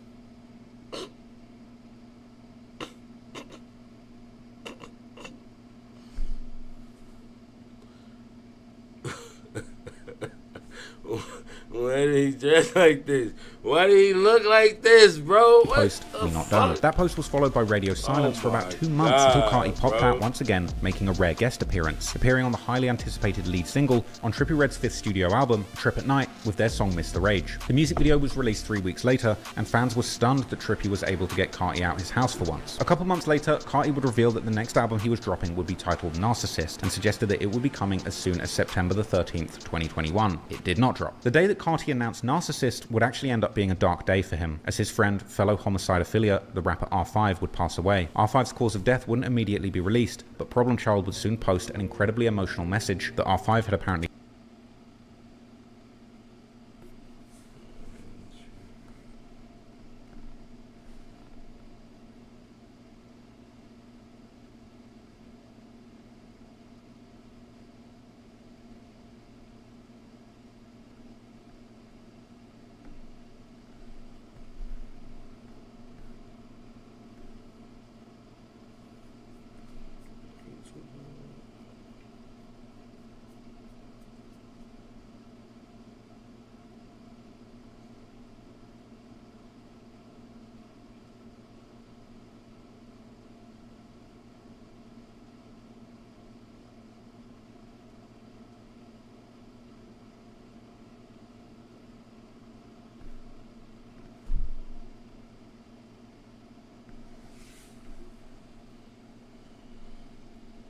posted this? Duty posted this?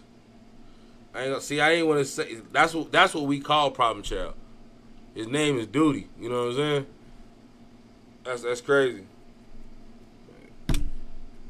He sent him before his passing, telling how he had been sold fake pills and his mental health appeared to be in a very dark place, telling how he couldn't stop crying and seeing death, but in the end, promising that he was going to check into a rehab facility. Unfortunately, it would appear that R5 would instead choose another way. Problem Child appeared truly heartbroken, posting how he felt that this was God's payback for all the dirt that he had done in the streets. Carti would pay respects to R5 on social media too. Meanwhile, henchmen were once again celebrating and dissing their dead rival. The crazy all the odds dropping like flies. What going on? But meanwhile, Carti would keep himself busy on the music side, and about a week after R5's death, he would make 2 appearances on Kanye West's album Donda, Off the Grid, that paired Carti up with Fabio Fore, as well as the track Junior, which also featured a part 2, considered the remix of the track, extending Carti's verse and adding $5. Ye would later say that Carti is his favourite artist, and these rare appearances allowed him to keep his name at the top of the rap game while still maintaining his aura. After this, Carti went quiet for several months, only popping out in April 2022 to give a rare interview to XXL magazine where he revealed the new album would actually be called Music, not Nothing, to give a maintaining his aura. Hold on. What? What? Kanye West said this? Hold on, bro. Hold on, man. Maybe I'm tripping.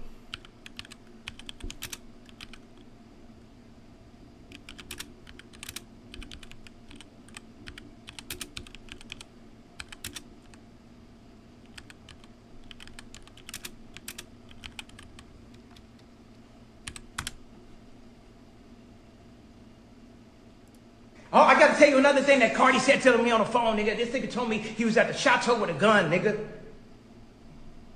What that mean, nigga? And then nigga say he don't be on the internet. It's like, if you don't be on the internet, what we talk about then? Then I ain't say nothing then. Oh, I gotta tell you. Kanye West. I think the real Kanye West is dead, if you ask me. But this nigga is eating dick. Another thing that Carti said to me on the phone, nigga. This nigga told me he was at the chateau with a gun, nigga. What that mean, nigga? And then nigga say he don't be on the internet. It's like, if you don't be on the internet, what we talk about then? Then I ain't say nothing then. I know a crackhead when I see one, bro. I know a crackhead when I see one. That's, bro, Kanye look like any crackhead, bro. He look like my crackhead uncle, GB. Cool as hell he started smoking that shit. Same glasses and all, dog. R.I.P. my uncle. You know what I'm saying? But he eating dick. Bro, this video used to make me laugh so hard, bro.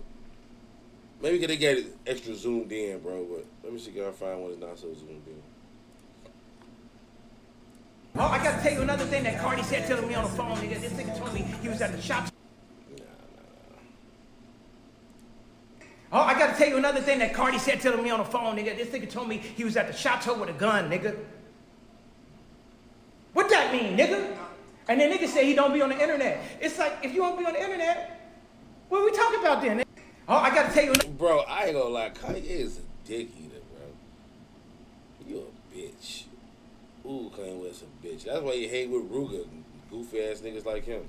After this, Carti went quiet for several months, only popping out in April 2022 to give a rare interview to XXL magazine where he revealed the new album would actually be called Music, not Narcissist. But that announcement was once again followed by pretty much radio silence until the end of the year. That is until December the 25th, 2022, on the 2nd anniversary of the release of Whole Lotta Red, Carti would tease his new album again, posting a pretty thoughtless cover art to IG and tweeting saying that he loved his supporters and that it was time to tease these fans once again and ultimately deliver nothing. A couple months later, the legend continued when Atlanta DJ Swamp Izzo would claim in an interview that Carti is done recording a full-length LP, as well as teasing a collaborative album with NBA Youngboy. Swamp Izzo, NBA Youngboy's next. It's gonna be hard. Let me give you a world premiere right now. We're gonna have to drop this. We're gonna have to put this out. Swamp Izzo, Playboy Carti album is done. Oh! This interestingly was just a month after NBA Youngboy released his album I Rest My Case, with a clear inspiration from Carti and his rage music movement. They were rumored to have created an album together called 004K Trey, inspired by both their crews, with speculation fueled by the revelation that Carti had gifted Youngboy a chain. This tape never materialized, however. But Carti was still cooking up features behind the scenes, and he was about to make another iconic song. The July... It can't have nothing to do with nobody. Like, I don't even know why I clicked it, bro. I ain't gonna lie, bro. I could streamed about anything, dog. Like. 28th 2023 track, Fiend, brought Travis Scott and Playboy Carti back together again. Dropping as part of Scott's fourth full-length studio album, Utopia, the track became a mosh pit anthem, with Travis starting to the same track over and over again in concerts, leaving the track on stage. Bro, that shit make me laugh, so I cry every time, bro. Fiend was a certified hit with a gun, number 5 on Billboard. Carti was really doing something that had never been done before. He was making himself scarce from the scene, constantly avoiding the limelight, but strategically using these collaboration moments to maintain his spot at the top of the rap game. But fans wanted Carti and they wanted his solo album desperately. In November 2023, in an interview with Numero Berlin, Carti opened up on the significance of the music album, calling it the most important moment of his career and elaborating on his bizarre... I ain't gonna lie, I would have never clicked this shit, dude. They talking about murders, they showing members. I'm thinking creative process, revealing that he'd actually spent 3 months locked in a Parisian cave recording, as well as revealing that when he records back in Atlanta, the tensions are extremely high, presumably from the gang war, suggesting this gives his music recorded there a different kind of bite, and also possibly inferring that perhaps it would be best for his safety if he stayed out of Atlanta. Hello, man. I ain't got you, bro. That shit fucked my mind all the way up, bro. Like, what? Yeah, Chateau with a gun, nigga. Oh, I gotta tell you another thing that Carti said to me on the phone, nigga. This nigga told me he was at the Chateau with a gun, nigga. What that mean, nigga? And then nigga said he don't be on the internet. It's like, if you don't be on the internet, what we talking about then? Then I ain't say nothing then. Oh, I gotta tell you another thing that Carti said to me on the phone, nigga. This nigga told me he was at the Chateau with a gun, nigga. What that mean, nigga? And then nigga say he don't be on the internet. It's like, if you don't be on the internet, what we talking about then? Then I ain't say nothing then. Oh, I gotta tell you. Bro, Kanye pissed me the fuck off. How is he your favorite musician? How is Playboy Carti your favorite fucking musician? But Dave Blunt's your favorite rapper. Get your clown ass out of here. At the end of 2023, Carti posted an IG post with an artwork saying "I am music" that looked like... Hey, I'm GDK, fuck Kanye. Like, that's how Kanye got me feeling. Kanye got me feeling like that. Hey, y'all, shout out to my nigga A Lot of Gems. Gang, gang, super chat, cash app. Gang, gang. Showing peppermint money, showing love to the real niggas, man. I love you, gang. You know that. It could be the cover art or typeface of the much anticipated album, with Pharrell Williams tweeting it with the caption "Prepare," prompting Carti to share that, sparking speculation that Pharrell was indeed working on the project too. This was followed by DJ Academics announcing on stream that the project was due in January 2024 and that it would be the greatest thing you'd ever heard. Just a day later, on December the 8th, 2023, Carti would finally bless fans with his first solo release in over 3 years, the song Different Day. A surprise release from the Opium Instagram account, it came along with a music video showing Carti vibing to the song next to a Lambo Urus. But this wasn't officially released on his channels or streaming platforms, committing to the underground approach that had kept his music buzzing amongst core fans, with Carti basically doing everything he could to intentionally keep his music and persona out of the mainstream conversation. A few days later, Carti would surprise fans once again with a Kanye West produced track called 2024, as well as a music video that was bound to blow up, depicting Carti smoking cigarettes at the gas station. Over the following weeks, the usually reserved Carti would flood the internet with music. His next song, Hood by Air, featuring Carti in a warehouse surrounded by goons and his label mates, and the title for Hood by Air was stylized by incorporating 2 zeros rather than the letter O as a reference to his Opium label, something he'd continue to do on subsequent releases. The following month, Backrooms dropped, being Carti's 4th pre-release single to his upcoming album and the 4th official collaboration between Carti and Travis Scott, and it came with another lo-fi music video that showed Carti roaming around what I assume is the Opium label offices on a normal working day. That track would be followed by a legendary one, Evil Jordan, the title being a reference to his birth name and the evil demonic persona that he's cultivated over the years. Evil Jordan came along with another lo-fi that had a funny moment where he flexes a G-Wagon spare wheel cover in his kitchen. Carti was finally blessing his fans with the music they'd been begging for, and for a moment it looked like he would finally be opening up and doing some press, as rap fans would be sent into a frenzy when it was announced that in February Carti would be appearing on Aiden Ross's Kick livestream. Aiden reportedly had agreed to pay Carti $2 million to appear on the stream, with Carti turning up in what looked like a gimp mask and saying very little before leaving after just over 5 minutes. Aiden would seemingly pay Carti part of his fee in cash during the stream, and after receiving the bag, he didn't hang around for long. While he was there, Carti would tease his music album, saying that it was coming in 2024 before leaving abruptly. And after his abrupt exit, a very annoyed Aiden Ross would actually call to cancel the private jet that was booked for Carti to say that he was taking it for himself. Carti's antics were arguably the perfect publicity stunt to match his mysterious and abrasive persona, but ultimately, music still came first, and he wasn't taking his eyes off the high-profile feature game that he'd already been dominating. Later in February, he would have more back-to-back bangers with Ye as part of him and Ty Dolla $ign's Vultures project, appearing on the track F-Some, which went number 23 on the charts, but that was just an hors d'oeuvre for the main event. The hit track Carnival, which also featured Rich the Kid, and came with a visualizer that was likely the result of asking ChatGPT what a rap video would look like if the Germans won World War II. The track would be a hit, peaking at number 1 on the Billboard Hot 100, and giving Carti his first and only chart-topping track of his career. This was the perfect momentum for Carti's solo music, and a month later, he would drop another solo track. Carti's 6th teaser single from his upcoming studio album, I Am Music, was titled Ketamine. The simplistic music video for the track was actually released through the Opium Instagram, and the video included gritty and raw scenes of ambiguous figures in a trap house preparing guns and knives for war, along with scenes of Carti rapping aggressively in a room to a guitarist and spazzing out on a dirty mattress. But Carti wasn't done slaying features still, and the same month he would appear on one of the biggest albums of 2024, the track Type Stuff, along with Travis Scott from Metro and Future's We Don't Trust You album. The song would peak at number 2 on the Billboard charts, and now with a number 1 and a number 2 hit within just a matter of months, this would be the perfect time for Carti to keep releasing solo music. But in classic Carti style, he continued toying with the fans and going quiet for a few months again, then popping back out on June the 17th with a 10-second snippet of solo music on his Instagram, which was frankly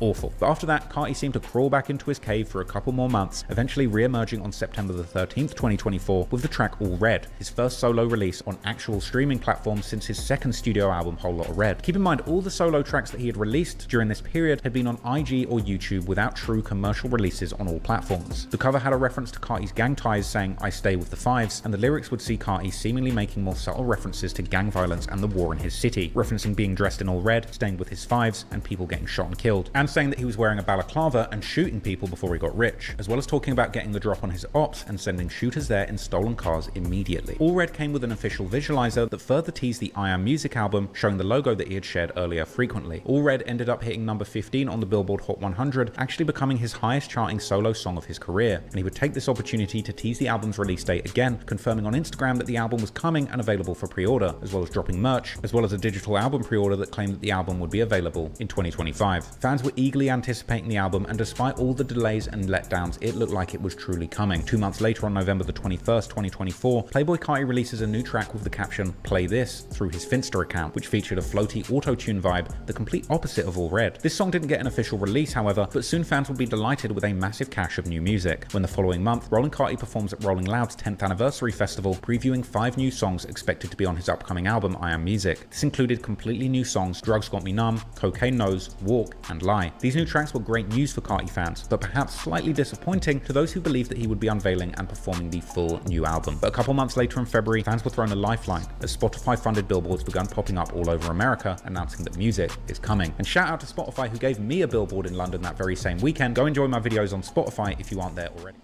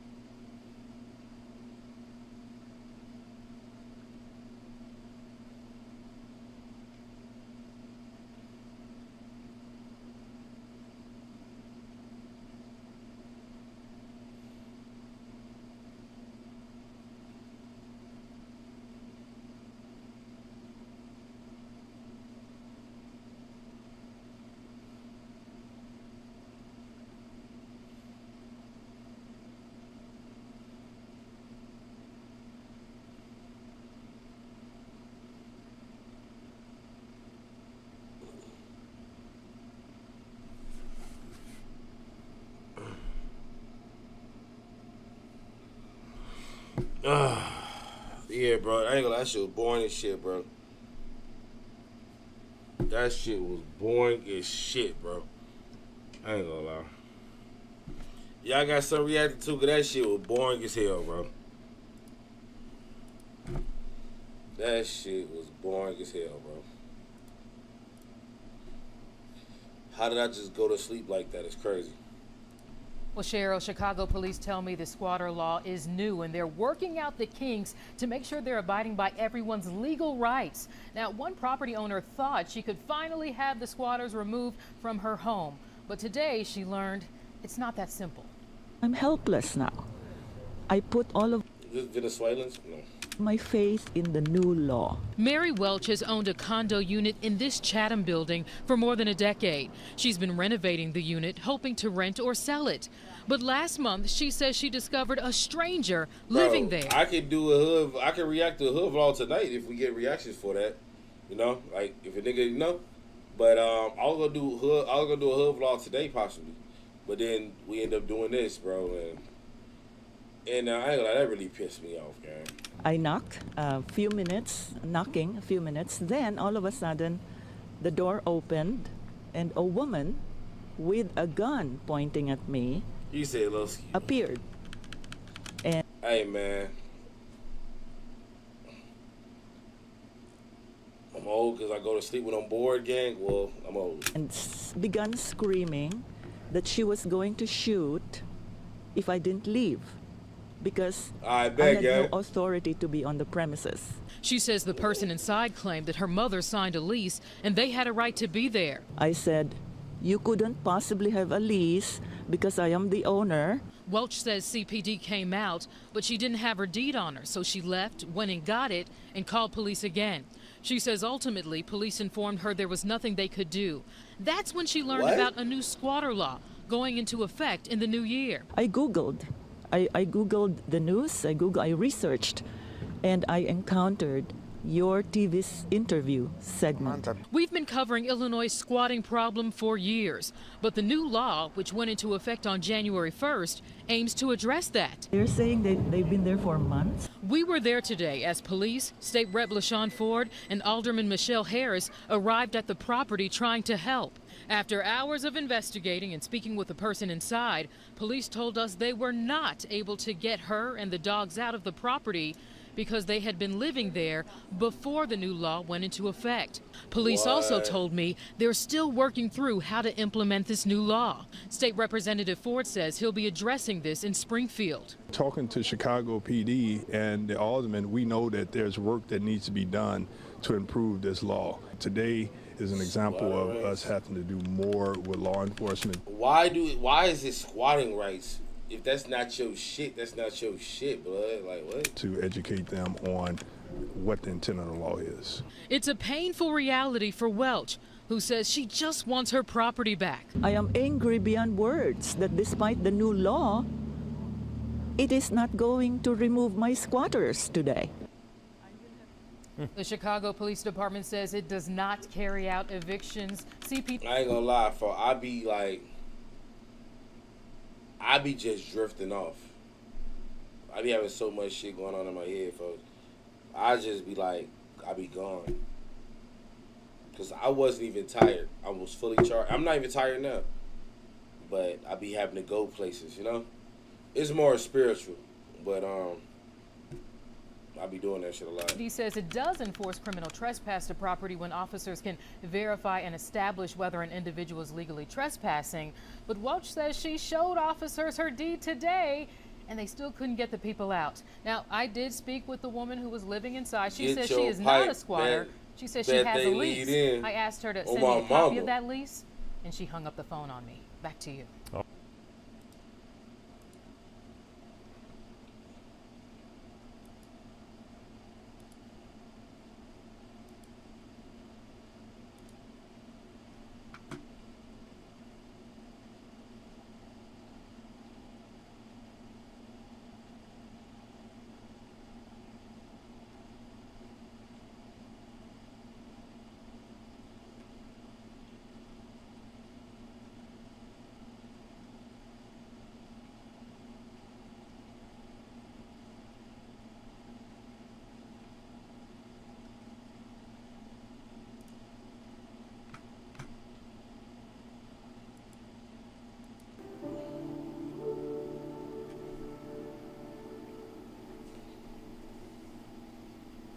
Did I push the right shit?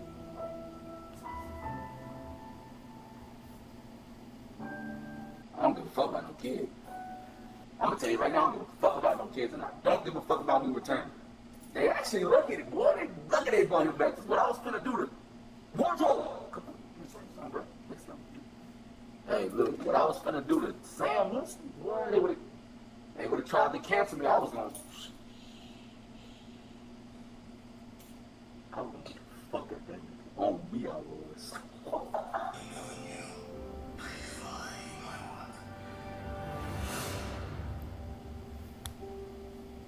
Hey, man. Look mad, nigga. Hey, y'all can't see, bro. I'm smiling under this mask, bro. Come on, boy. They're talking about, hey, my daughter doesn't know stillness. And she ain't gonna know stillness, nigga. It's doomed, bro. Look at my ass, it's doomed for real, bro. I appreciate it. Doom in 3, bro. I know it's 4 games, nigga. I'll get it done in 3. I ain't been done before, but Doom in 3.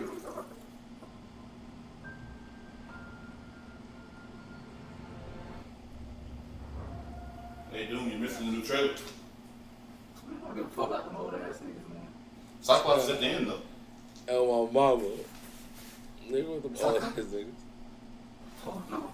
I don't give a fuck about no Cyclops. What you saying, bro? I heard he was crashing out at the end. Bro, that crash out shit is getting old, bro. Everybody can't be a crash out. Damn. So he raised his glasses and beam and shoot everywhere. So what? That would have scared me in X-Men in 1997. It's 2026. It's Doomsday. Happy Doomsday. Fuck is you saying? Hit me when the next trailer drop. I told you, fuck the X-Men, dog. Told you, fuck the X-Men, dog. The next trailer got Jury, Ironheart. Movie dropping in June. I'm expedite the date.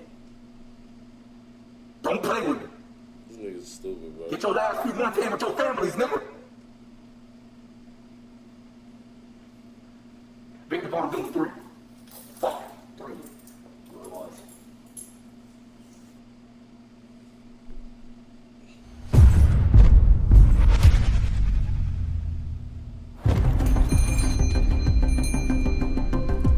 Kind of nerdy shit for.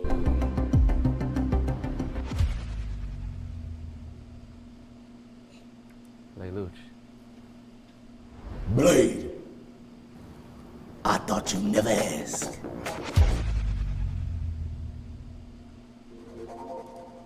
Cause people called me a failure. I ain't gonna lie, that's some nerdy shit, gang. I just seen the mask and I had to click it.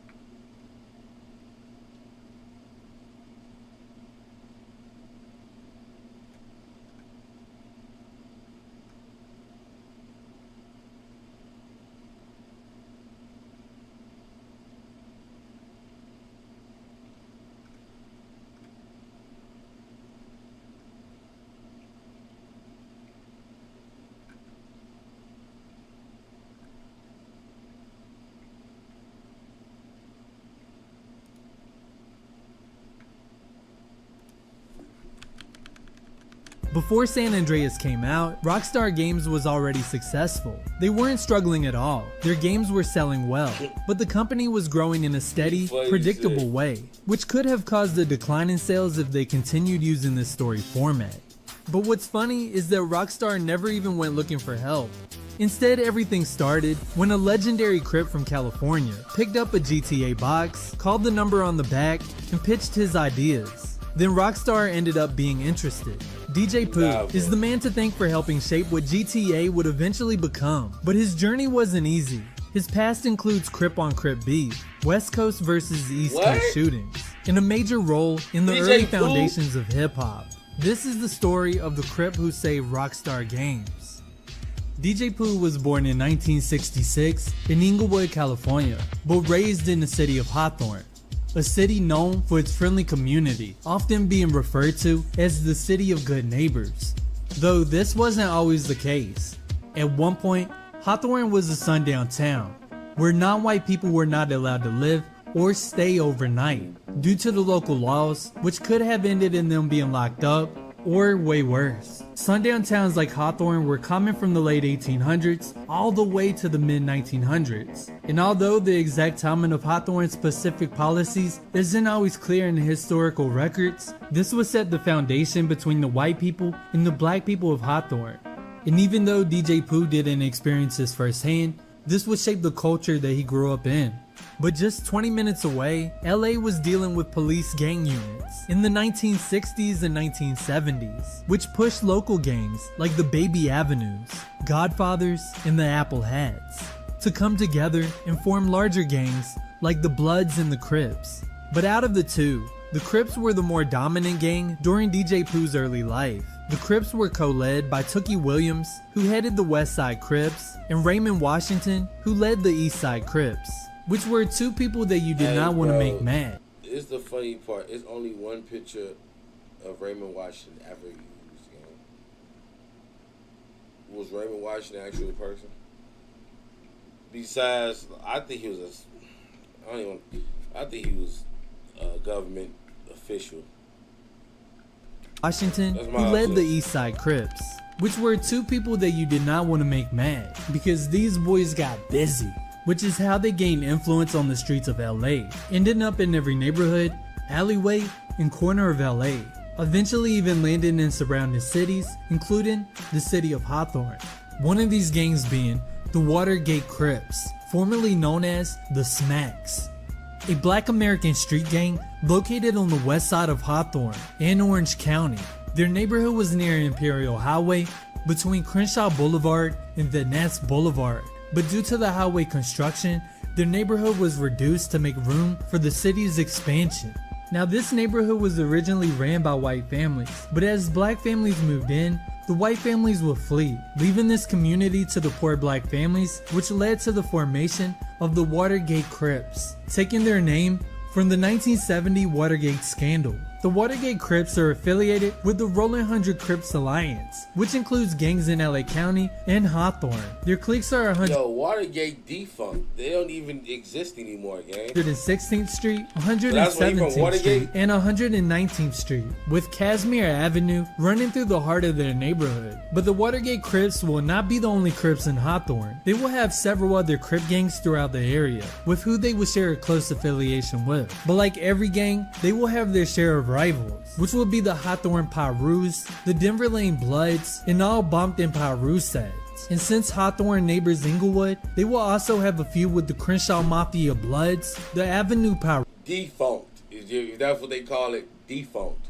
Like, it's no such thing. It's not even a thing no more, bro. Pyrus and the Center Park Bloods. And if you know anything, you will know that their rivals are a force to be reckoned with. So one can only imagine the events that unfolded between the two. Luckily for us, DJ Pooh has shared some of these experiences through music and film, notably in the movie Friday, directed by F. Gary Gray and co-written by rapper Ice Cube and DJ Pooh.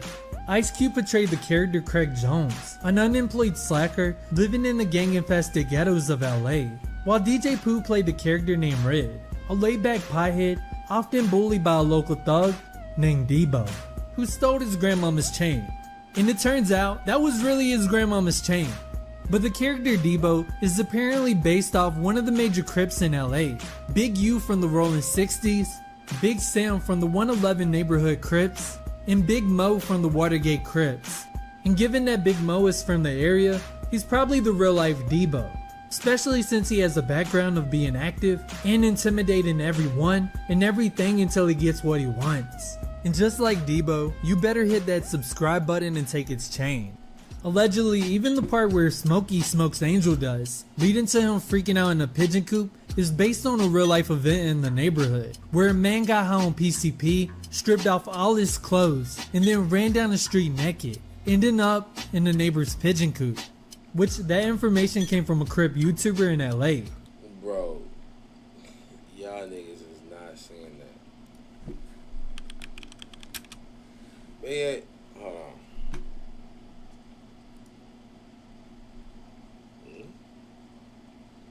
Could you call a nigga who was rocking his main gun? Come on, bro.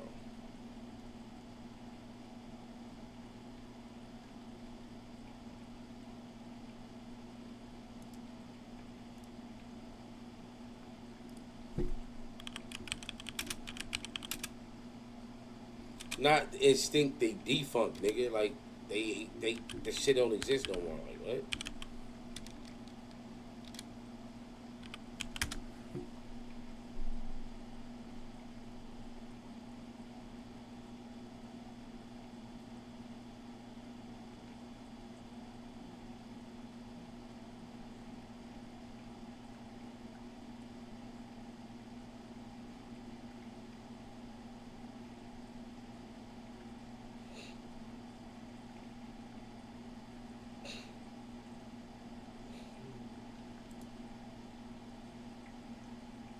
See what I'm saying? No such thing. Police says R or war.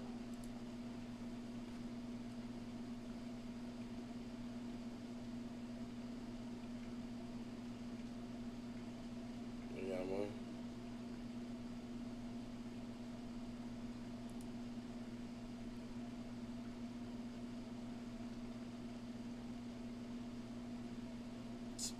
See, they got all like more.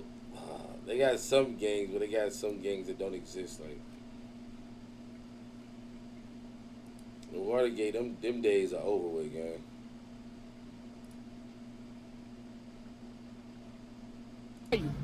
What they call you for no money? What they call your bitch ass? Bitch, what they call you? Bitch ass boy. I got you, nigga. Get that shit. Yeah. Give me your phone, nigga. Yeah. Get off your bike, nigga. Get off your bike, nigga. Get off your bike, nigga. Give me your phone, get off the bike, nigga. No, you said what you said, right? Get off the bike. Fuck ass, nigga. Fuck you, fuck off the bike, nigga. Get off the bike. Get off the bike, nigga. Get off your bike, nigga. Get off your bike. Fuck monkeys, nigga. Fuck me. I hate LA. I hate LA.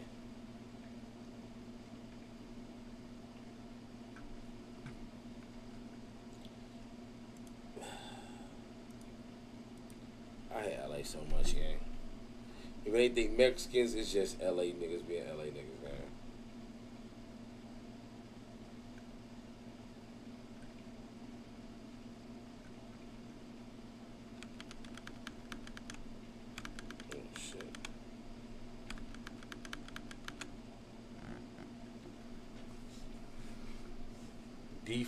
Defunct is extinct. That's what I'm saying. So if Shorty pop up saying he Watergate, he lying. I'd never scream when niggas kick me in my shit like that. Well, you hear me? Nah, man. You gotta pop. You gotta switch a nigga down. G, you can't, you know.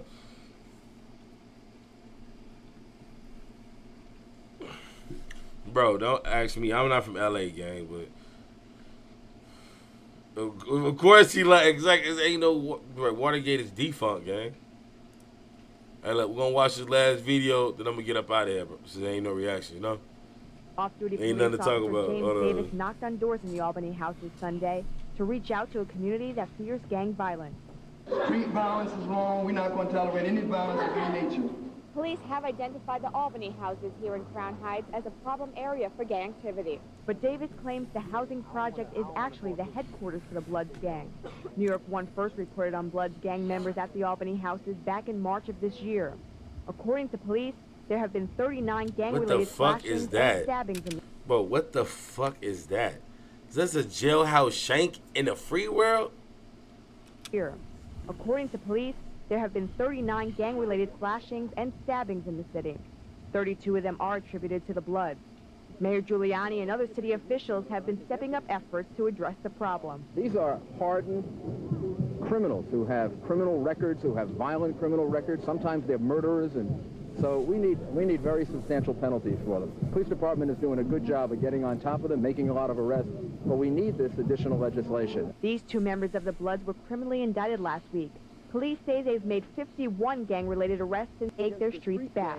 We are expecting the police to assist us in our fight against the street gangs. We don't want the police to have gang Why he keep touching his nose like that? Initiatives without having the community's voice in that process. those who live in the Albany houses say keeping kids involved with positive activities is the answer. This neighborhood need a lot of things. This neighborhood need programs, reading programs, math programs. We just started a track team for the kids. We need sponsors. We got a basketball team. You know, it's called Ghetto Players. We need sponsors for that. We need help. These kids need help to show them that gangs is not what you need. But you got on red too, though. See what I'm saying? Janine Aguirre, New York 1. Hey, man, I'm going to get at y'all tomorrow. Same place, same time. You know what I'm saying? Till we meet again, man. Love all, trust none. Keep it good. I'm out this bitch. Peace. I'm going to play some PUBG. Watch TV or something, you know? Gang, I'm up out there. This the weekend. Y'all bitch ass niggas. All week, nigga. I'm thinking I gotta get Junior up in the morning. It's the weekend, man. But still, I'm gonna go play the game or something. Chill or something, you know what I'm saying? I'm gonna get at y'all niggas in a minute. On gang, I'm out of